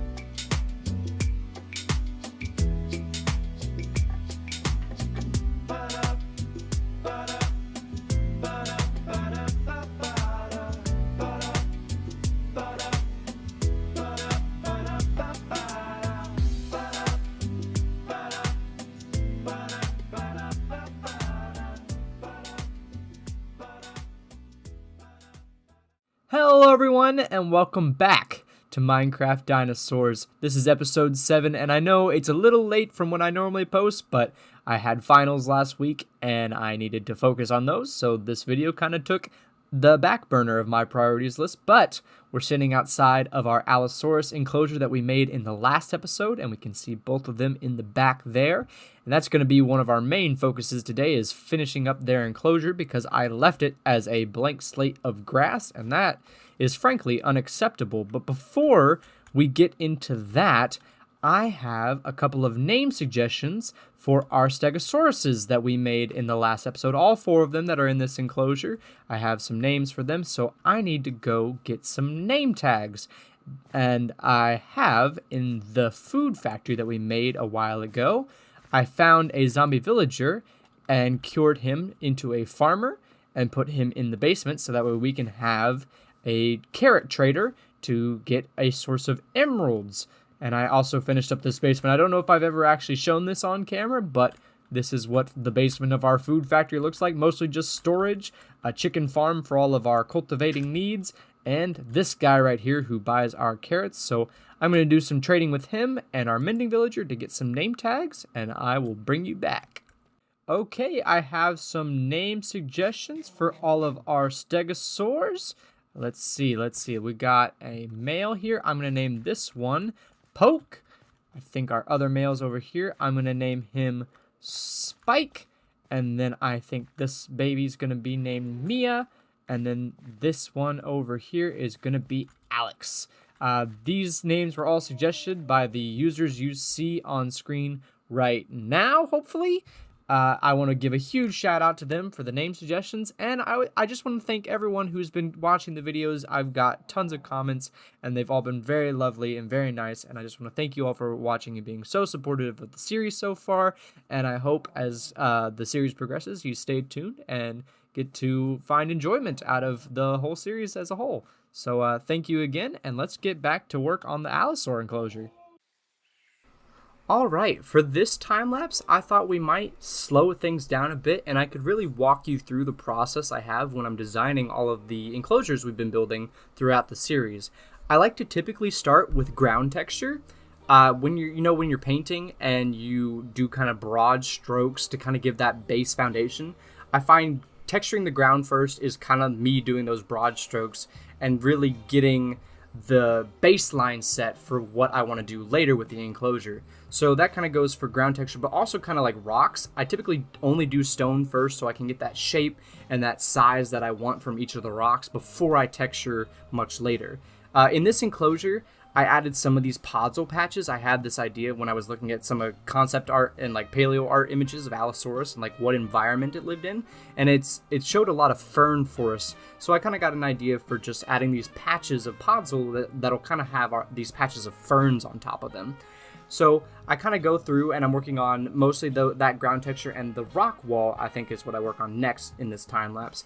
But those broad shapes, those broad just stone shapes, those broad grass shapes really let you have that baseline before I start adding the smaller details. So it's really important to me that I get all of these kind of like big strokes of like grass texture and all that correct. And you can see me now, I'm going along the fence, adding in coarse dirt. This is kind of a detail I picked up from some other YouTubers and just some knowledge about like zoos and stuff. Big animals, and most animals held in captivity, will kind of pace the fence. And when you have big animals like this, that'll kind of leave trails and pathways that'll kind of like have no foliage because it's been stamped out, because they've been walking on it constantly. So that's kind of some details I like to include, is just kind of having them pace the fences, especially carnivores. They love pacing the fences. But once I have all this ground set up, I typically go through and bone meal everything, get all that grass put in, so that way when I use other plants like ferns and stuff, I don't mind just placing it down and don't have to worry about it being affected by the bone meal. Then you see me go through with all the ferns, and then I think I go through with, I think moss is what I'm adding now, and then just some of those smaller details, flowers, stone buttons for little rocks and things, just throughout the enclosure, adding in those small details so that we have this good base layer of stuff. So adding all these kind of creates that whole environment that you really want, and like it's very detailed and very like touched on. I think now I work on trees, and these are pretty similar to what we've been doing throughout the series, the big spruce pillars, and then I use dark oak fences to kind of create these longer branches building off of the main tree trunk. I use I think I use the create copycat walls for a spruce wall up at the top, and then some more dark oak fences to give it that fine point. But overall, I wanted this enclosure to kind of be our forest edge of the one we've been building off with the Stegosaur and Pachyrhinosaurus enclosure. So there's only 3 big trees, but like I said, I'll keep repeating it over and over again, but like I do the big trees first, so that way I can add in the smaller trees. It's just those bigger trees take up more space, so you want to make sure you put them down first. This is something new we haven't done with the other enclosures, but I want to go back and do on the Pachyrhinosaurus and the Stegosaurus enclosure. But the base of the water features, I really like mud in the later versions of Minecraft, but we don't have that because our mod is currently in 1.18.2. So I'm using soul soil and a couple of soul sand variants using the chip mod for the base there. And then I go through and add lily pads and then green glass and brown candles for some water details and cattails. I then go back and you see me now adding some smaller trees. Like I said, once you have those big trees, it's really easy to add in those smaller trees in the gaps where you want them to kind of look and fulfill that space a little bit more. But if you do the small trees first, you're not going to have enough room for the bigger trees. And then I can go through and finish working on this rock wall. I use a lot of mossy kind of areas because you want these enclosures to feel really earthy, very naturalistic, and that's kind of the style I want for the whole park. So I'm going through adding moss, adding a lot of like cobbled stone, so that way it kind of looks natural and kind of looks overgrown in a way. I do also add some dead coral to all of that. And then I wrap this enclosure up with something we haven't really been doing, but a viewing platform for our enclosure. This is nothing too big, just kind of like a little walk out over the Allosaurus enclosure, somewhere the guests or park visitors can kind of just see in. It kind of has a little bit more structure with the andesite bars from the Create mod. And you see me now, I'm using one of the extinct woods from the Fossil and Archaeology mod, and I'll touch on that after the time lapse. I did go ahead and analyze a bunch, but we finish up everything by adding up our path and connecting everything like we've been doing, because one of the best details you can do in any Minecraft world is paths. They just really connect everything you're building and make sure your whole world kind of flows cohesively. And in a builds like this, where I want this to be like a natural park, they're really important in providing that level of detail and like human element into our park. So adding paths is a great way to just connect everything and make everything feel natural. And I think that was a really successful time lapse. Hopefully that provided some valuable insight on how I actually design and decorate these enclosures, and hopefully you can apply some of that stuff to your own. Maybe I gave good advice, who really knows? But overall, I'm really happy with how this whole enclosure came out. I'm really proud of it, and I think it's looking great, and our Allosaurs just look so happy in it. And I think we will be back here at the end of the episode to actually tame these guys, because I was really worried the whole time I was building that they were just going to start attacking me. So let's get to that. I do want to mention real quick, I did go ahead and cultivate up some of our plants, and I got this Temesca wood, I think is what it's called, but I really like the texture, so I went ahead and just used it as a roof there. I don't want to do too many of that yet, because I want to have a greenhouse type facility where we can actually have and house a bunch of those plants, so we can then go back and add them into all of our enclosures. So that might actually be coming up in an episode or two, just so that I can have those plants to fully decorate everything that I want to get decorated. But at the beginning of the episode, I did mention that I wanted to cover up this iron farm because it is floating in the sky, and that is simply not okay. So I think we're going to go ahead and get right to it.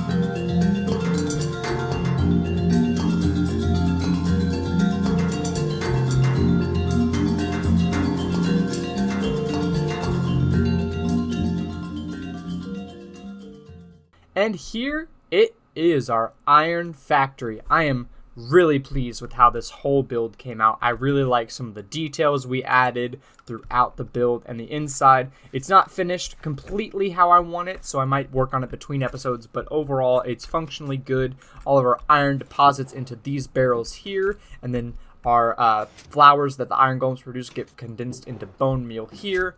And then this is a presser that automatically makes some iron sheets, which is very nice because our food factory one is very slow and only does about a stack at a time. So this is a much more automated system and much easier for me to use to get some of the create materials. So between episodes, I might work more on this landscaping, and I think I want to go ahead and landscape this whole area to kind of cement it into being part of the park. It does kind of stand out right now, so I'm going to work on that between episodes, but that's neither here nor there. Let's get back to our last objective of the video, which is going to be to tame our Allosaurus. So I am going to put on my chest plate, and I'm going to turn on the dramatic music and go ahead and tame these Allosaurs. Let's do it.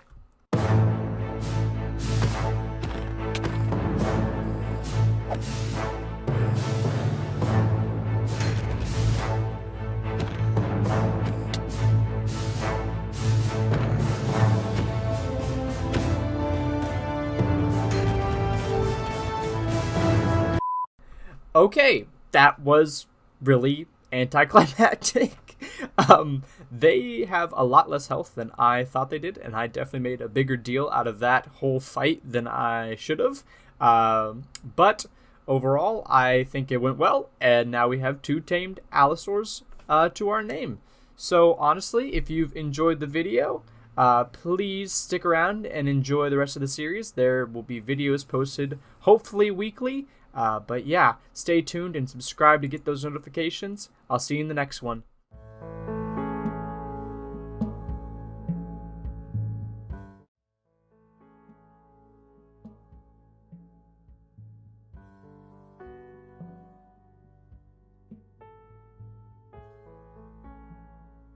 Hello everyone, and welcome back to Minecraft Dinosaurs episode 8.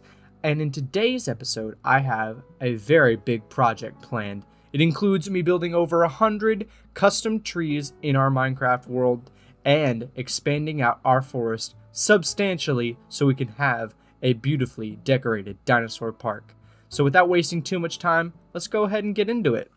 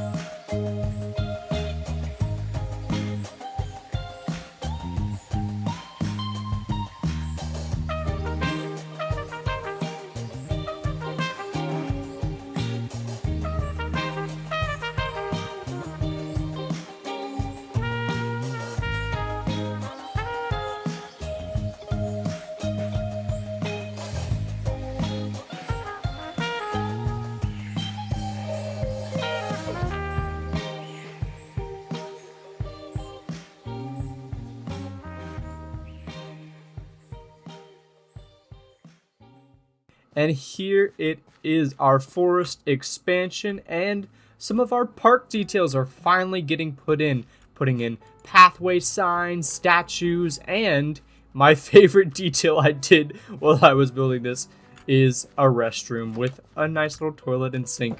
I'm finally in a place where these are kind of the details I want to start adding in all of these areas, making sure that our whole world is coming together rather cohesively and is super detailed and fully explorable for eventually maybe even a world download that I might put out.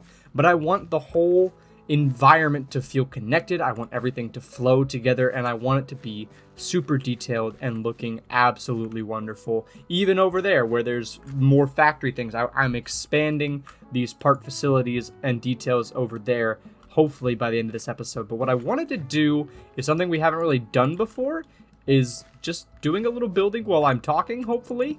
I want to redesign how this little looking platform is. I wasn't the happiest with it in the first episode, but you know, I was just trying to get that out there and put it in and hopefully get some things finished off and looking somewhat nice. But overall, I haven't been liking this design, and I pass it every time I leave the house, so I'm thinking it is in need of an upgrade. So I'm kind of thinking that we extend these walls out with the spruce copycat walls instead of these fences here. And then I was thinking that what we really need to do is build a roof on top of this. But I'm not the happiest with this right here, this little wall that actually like you're looking out into, but it can't be these glass panes because they can just get out. So I'm thinking what we do here instead is do another one of these walls, and then let's do, I think we could leave it as glass, or we could, I think I'm going to swap it out for andesite bars. So I'm going to break this with our Silk Touch pickaxe real quick. Put them there. Hopefully when I'm doing this, none of the Pachyrhinosaurus just decide, oh, he's working over here. Let's break out. But let's build up with this here. And now I'm pretty sure they can still cross over these andesite bars. However, if we do a little trick where we make it so there's like this gap here is not something they can go through, like the roof on this isn't something that they are able to go through. So I'm thinking we do fence gate, and that right there, and then that one right like that in that kind of pattern. Then that'll be good, and we can do, I'm thinking I want this to be a little lower than that one. So I think we'll do 2 here, and I think that'll be good. I'm going to then use this Temescal wood that we kind of used on the Allosaurus looking thing for a roof here. And then we'll take this all the way along. I'm thinking just kind of having it like that. I'm going to use oak wood to pillar up. It's really hard to talk while you're building. Hopefully I'll get better at it as series goes on and I get better at YouTube. I do this for fun. I'm in no way a professional, so talking while I'm building is just something completely new to me. But I want these kind of skills to like build up, so that's what we're doing now. And then I think going along here, I think I'm gonna do kind of like, I forget the term for it, but it's where this side has a lower, it goes down lower than this side. Like I think this is gonna be as low as it goes on this side of the viewing chamber. And then I think we'll carry it and complete our arch like that. And then, oh, one of them's looking. I hope that is stopping them from getting out those little fences right there. I can quickly craft a stick and see if I make him follow me and then walk over here. Perfect, he can't get out. Okay, cool. I do a lot of that off camera where I take the dinosaurs and I make them follow me to like all of the little areas that I think might be breakable or like escapable, I mean. And I think it's borderline abuse how much I make them follow me and just try different rocks and things. Like I'd stand on top of the rocks and just have them follow me, hoping that they don't escape. I think one more wall right here will be good. And then there we go. I think a light will be the last thing we need. I think that is good. Yes, I really do like that. I think that's a big improvement over what we had before. With that little redesign done, I want to turn our attention back onto our prehistoric forest that we're building, and I want to continue out this little forest edge that we kind of built in the Allosaur enclosure, but on this side of the path, so that way we have a nice transition into the plains biome I want to work on in the future. But I'm going to continue out that, and then I also want to pretty up the coast that is right here along this way, so we can finally finish off this kind of like back quadrant of our forest. So yeah, let's get right back into it.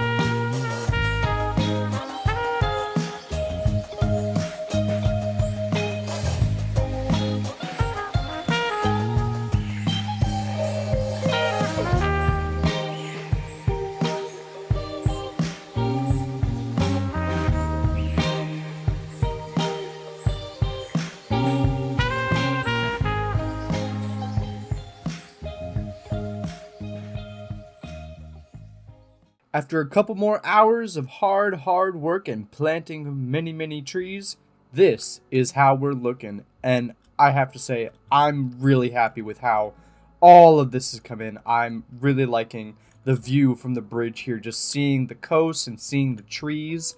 It all is coming together really nicely to get that kind of national park feel that I was going for. And I know as we keep expanding on the different pathways and building in enclosures, that building the enclosures is a big help because it's like you're building a whole chunk of the forest.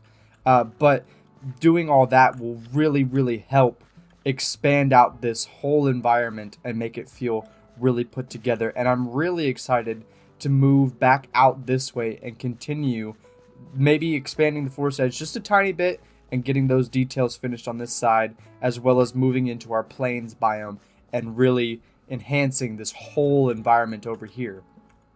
But overall, I'm really happy with this whole expansion. It's very nice and a really good detail for our world. What I now want to turn our attention to is this side of the river, which is still looking rather barren. And I know that this episode is going to be kind of boring unless you're into building trees and forests, but it's just kind of a stepping stone we got to work off of, and something I think is necessary for our park. So without wasting too much more time, I'm going to do this last push of our forest. Let's go.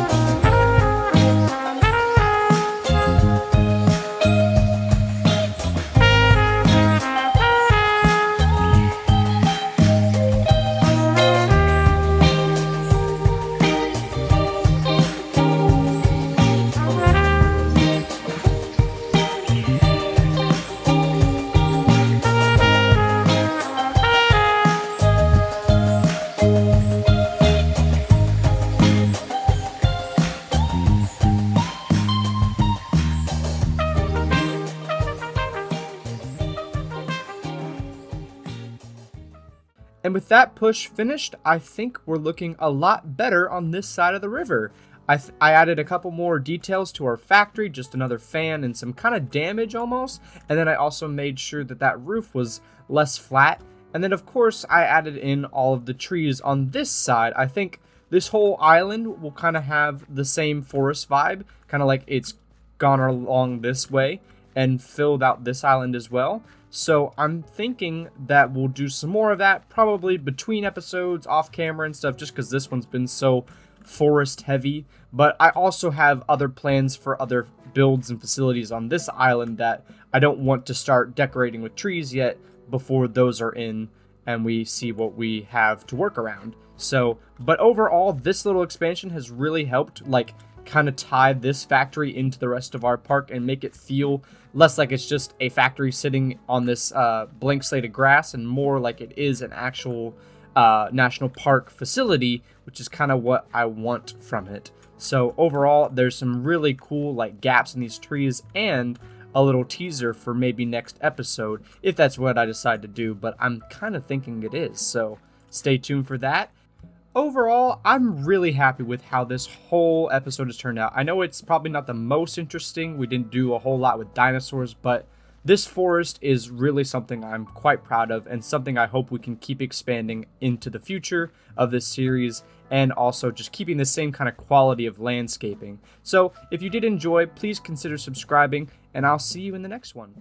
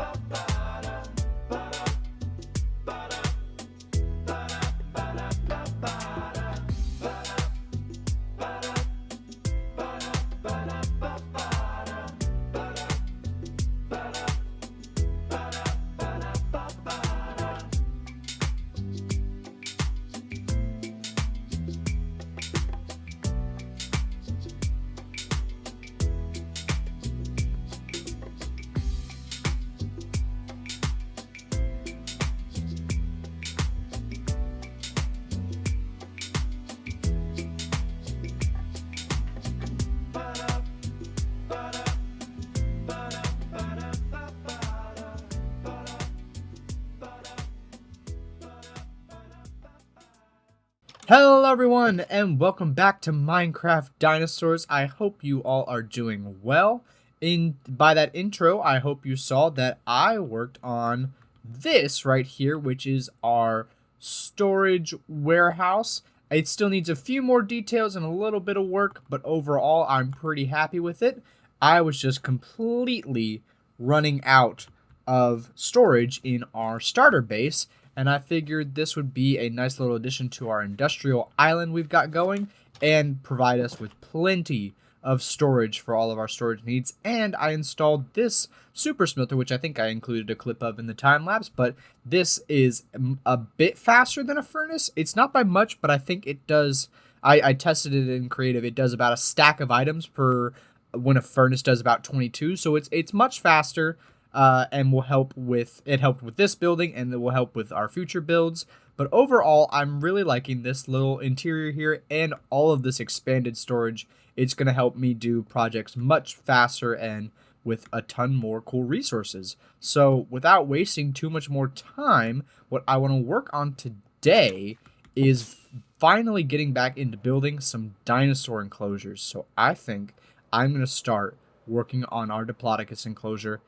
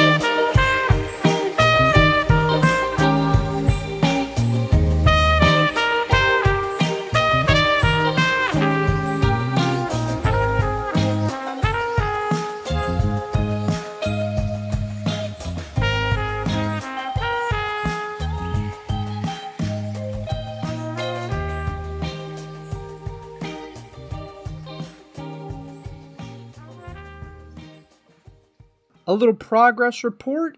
I've done the entirety of the fence going around our enclosure, and I've managed to do this new kind of design of rock wall.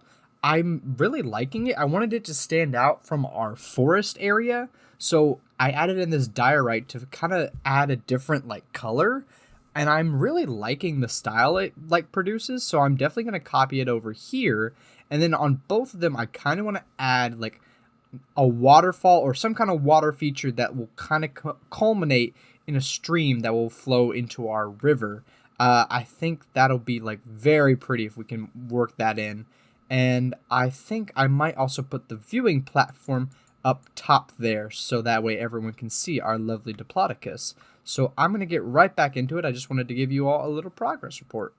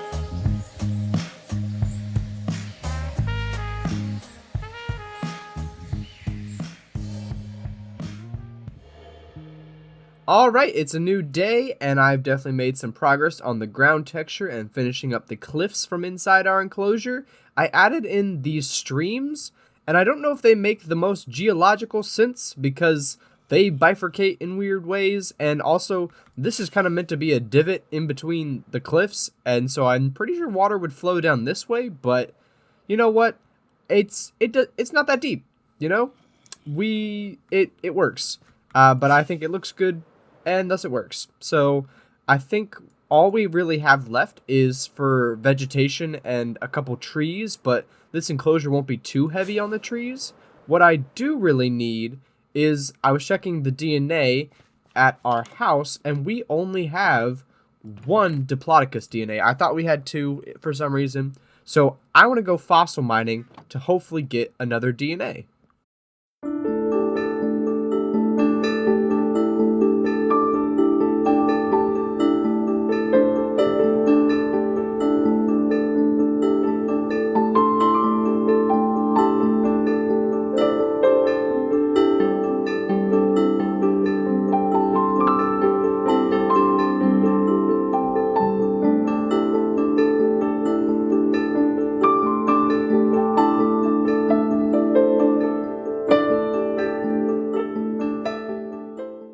After quite a few hours of mining, I did finally manage to get a second Diplodocus DNA. I don't know why they are so rare for me, but I went mining that first time and did all those clips that you just saw, and then I went mining 3 more times, and I think I did a good 3 or 4 stacks of fossil ore that I broke down into fossils, and I only got one Diplodocus DNA. I have so much other DNA, but I have only 2 Diplodocus. So, make that make sense? It doesn't. I will try and get some more maybe, but honestly, we'll see how big these guys get, and we'll go from there. I am thinking, I know this episode has been very montage heavy, but it's kind of the way I'm enjoying playing the game right now, just like listening to a podcast and like grinding out the different aspects of this enclosure. So I think with one final montage, I'm going to finish up the vegetation and the viewing platform, and then I will bring you all back when these guys hatch.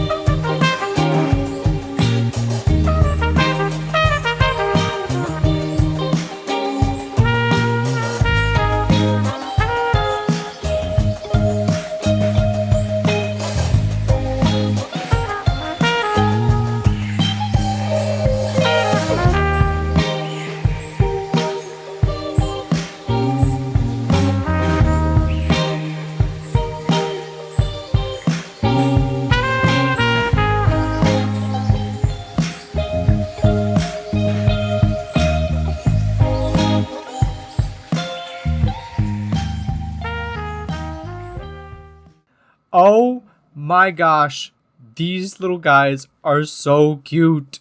Look at him. Look at them. Let's see what we have. We have a female, and where did he go? They're much smaller as babies than I thought they would be. What are you? 2 females. All right. Let's see. I would like for you all to leave name suggestions in the comments down below for our 2 female Diplodocus. They are so cool looking.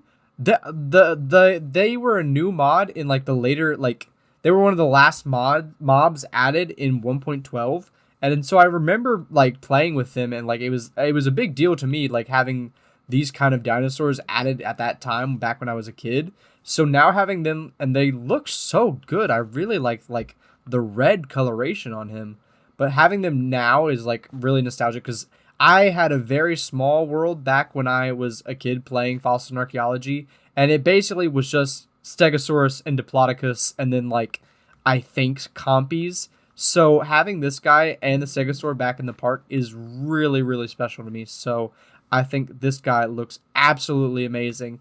And I hope you've liked some of the cinematography in this episode and some of the montage work. I'm really excited to keep expanding out this whole area back there. And, you know, I put the viewing area up there, and then having more enclosures going this way, I think will just really be something cool. I'm really loving the whole series, and I think this is episode 9. So next week will be episode 10, which I will try and figure out something special to do for it. I don't really know, but we'll figure that out. So if you did enjoy, please stay tuned, and I'll see you in the next one. Hey, you should subscribe.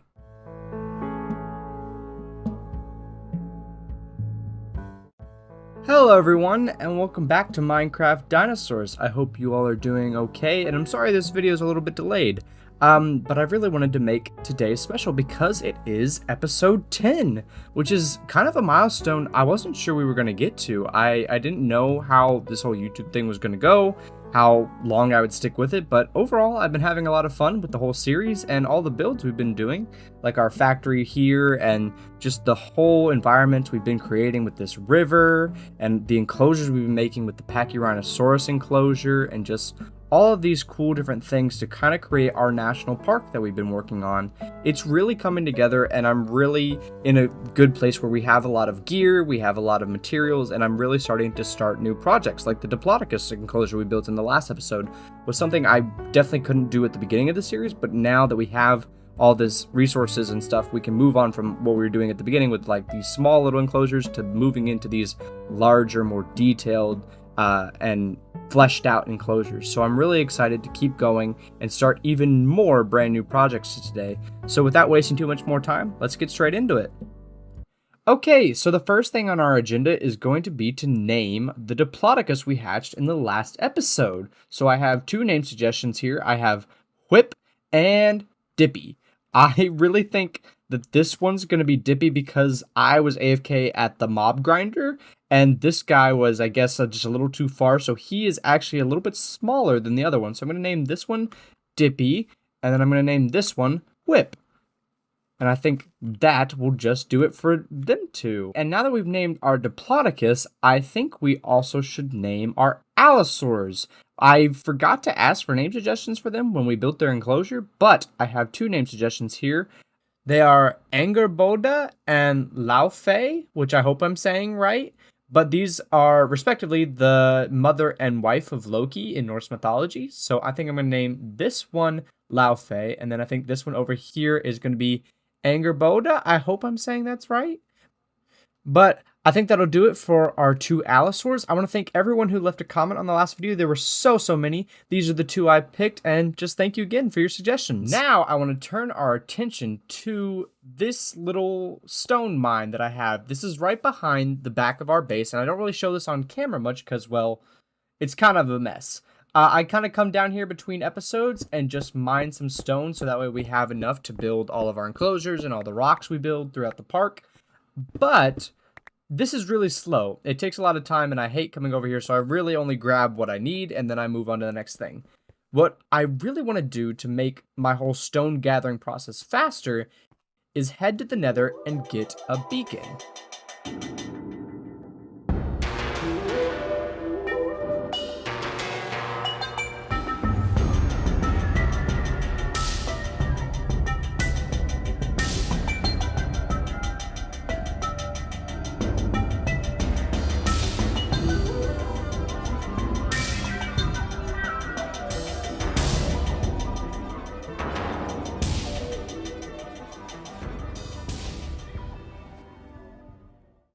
Alright, as you can see by my hotbar here, I now have the ingredients for our wither. I cannot well spawn it here with it being able to attack the dinosaurs and possibly damage all of our builds. So I'm just going to fly in probably one direction for, a couple hundred blocks. And then I think I'm going to fight it on the surface. So I will go ahead and hopefully find some cinematic music and do some cool shots of me fighting the wither. And I'll bring you in when it's done.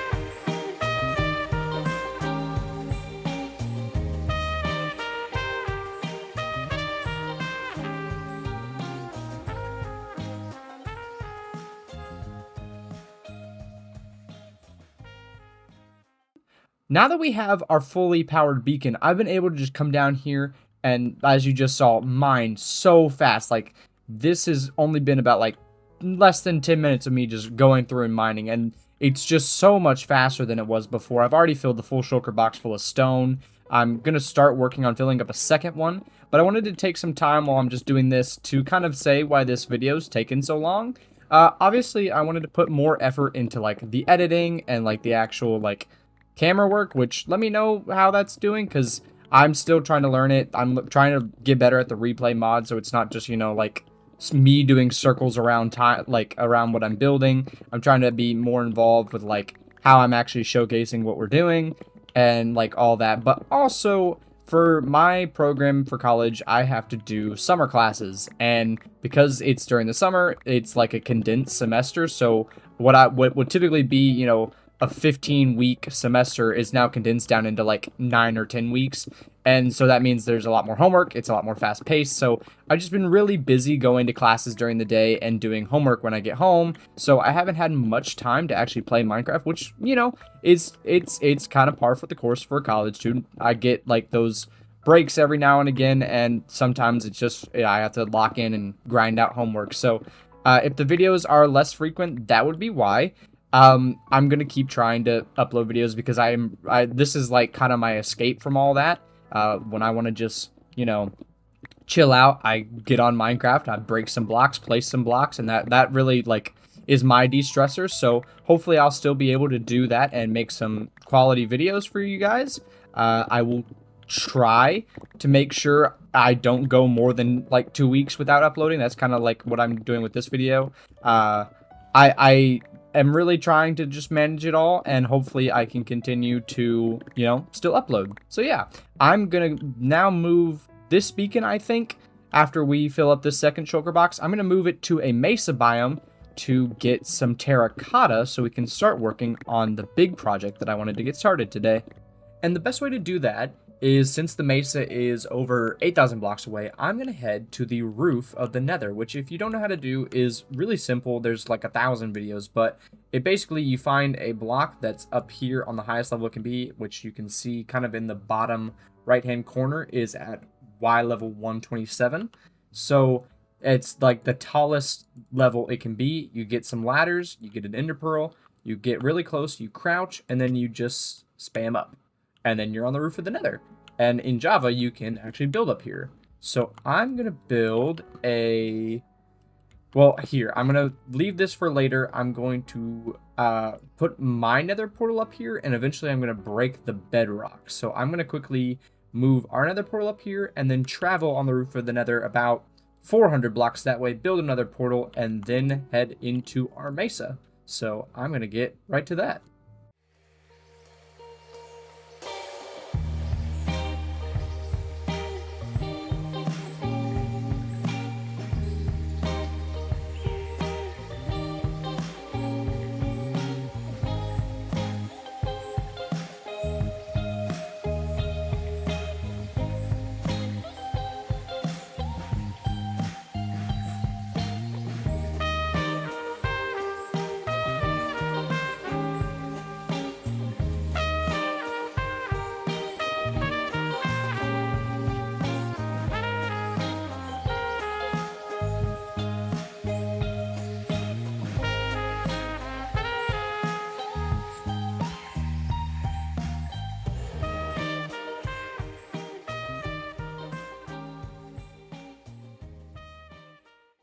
I just went flying from our base over there, and I found one of our Pachyrhinosaurus so far away from home. Oh, are you starving?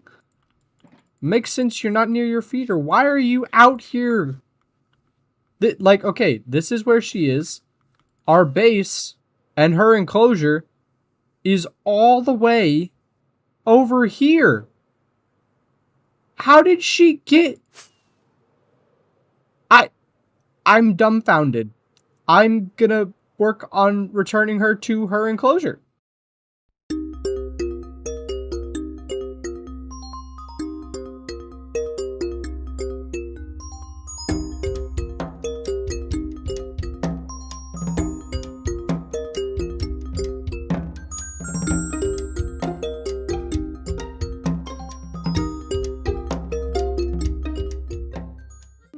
All right, with her back in her enclosure, I think it's carry on with what I had planned today. Obviously, the Mesa trip was a huge success, and we got a whole shulker box of kind of red sand, which I'm going to tuck away for like a future desert build. But the main thing I got was this full shulker box of terracotta, which is going to go a long way in starting our project. But if we look here at my to-do list, which I haven't actually shown on camera, I make this practically every video, and I like list a couple of different ideas of what I want to kind of put in the episode, and I check them off as I kind of go. It helps me stay organized. But we've already gotten the beacon. We've got our terracotta supply. I kind of want to make a small cactus farm. That might be a maybe today. Kind of with the XP farm, I put a question mark because I think I'm going to save these two for the next episode. I think I can get by without them today. But right here, I kind of want to carry on the trend that we have going of getting good in this episode. Obviously, we just fought the Wither. I was kind of putting off Netherite until after the Wither because the Wither can actually blow up your Netherite armor. I didn't want to go ahead and spend all the time to get Netherite armor and then have it blow it up in some tragic way and then have me do it all over again. So I just decided I'll fight it in Diamond and we can get Netherite after. And now it's after. So I am going to take this shulker box with a bunch of wool from our wool farm and some acacia planks to craft beds in the Nether and do a little bit of bed mining. And I'll do hopefully another quick montage, and I'll bring you right back with our haul.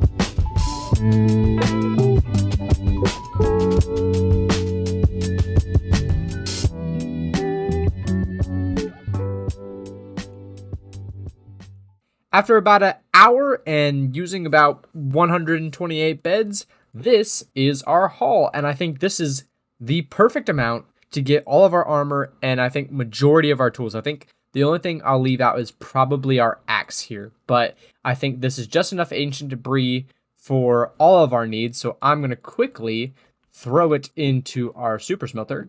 And we can watch as it gets cooked along.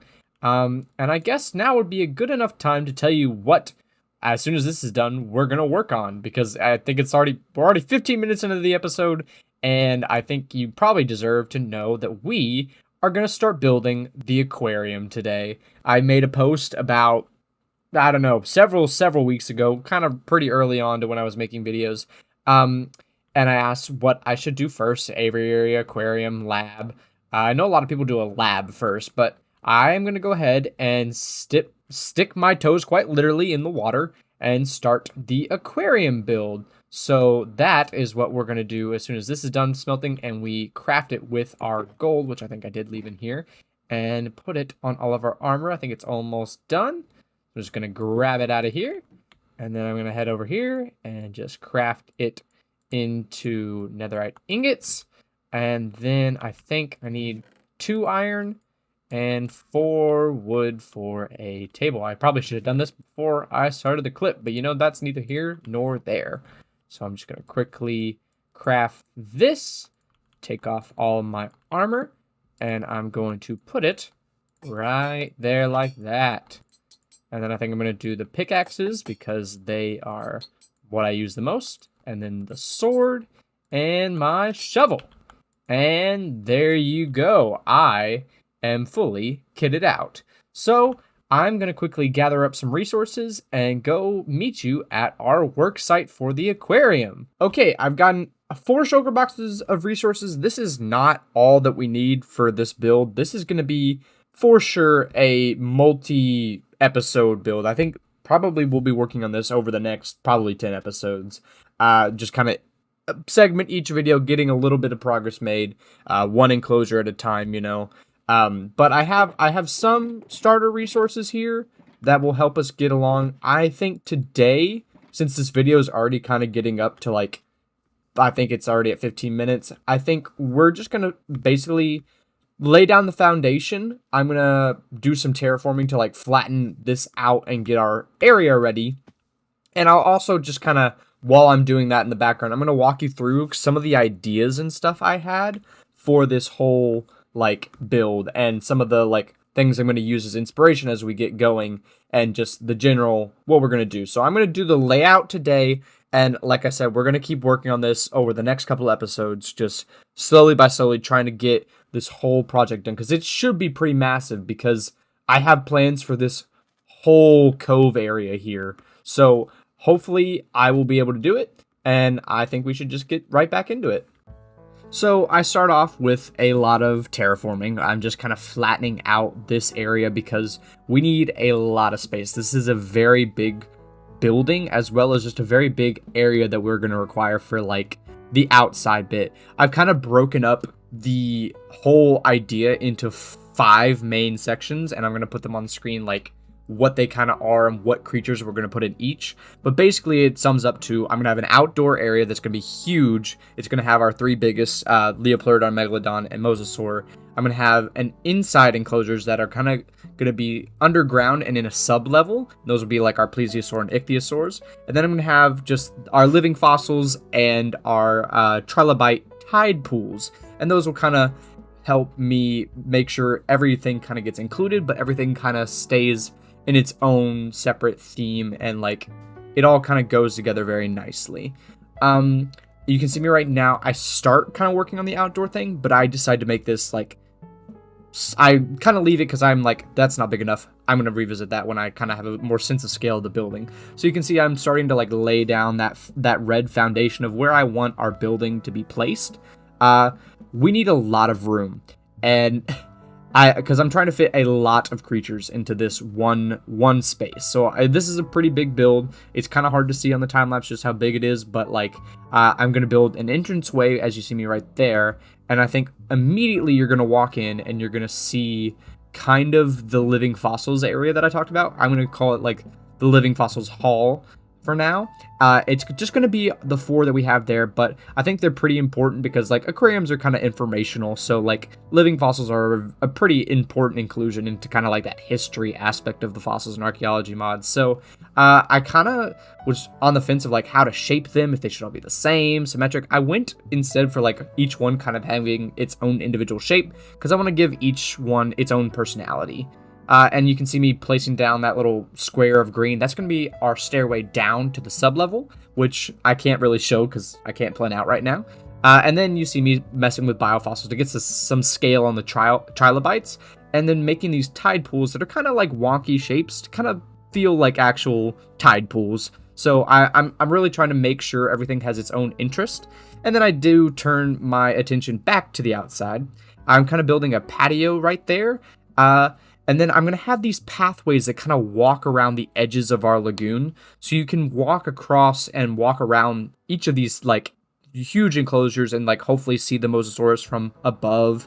But I want to kind of make this symmetrical and a very large shape over the ocean, which is going to require a lot. But I kind of want to break the symmetry with like little areas of like rock and cliff faces, but like tunnels that will allow you to go in, but also go down and into viewing areas within the lagoons.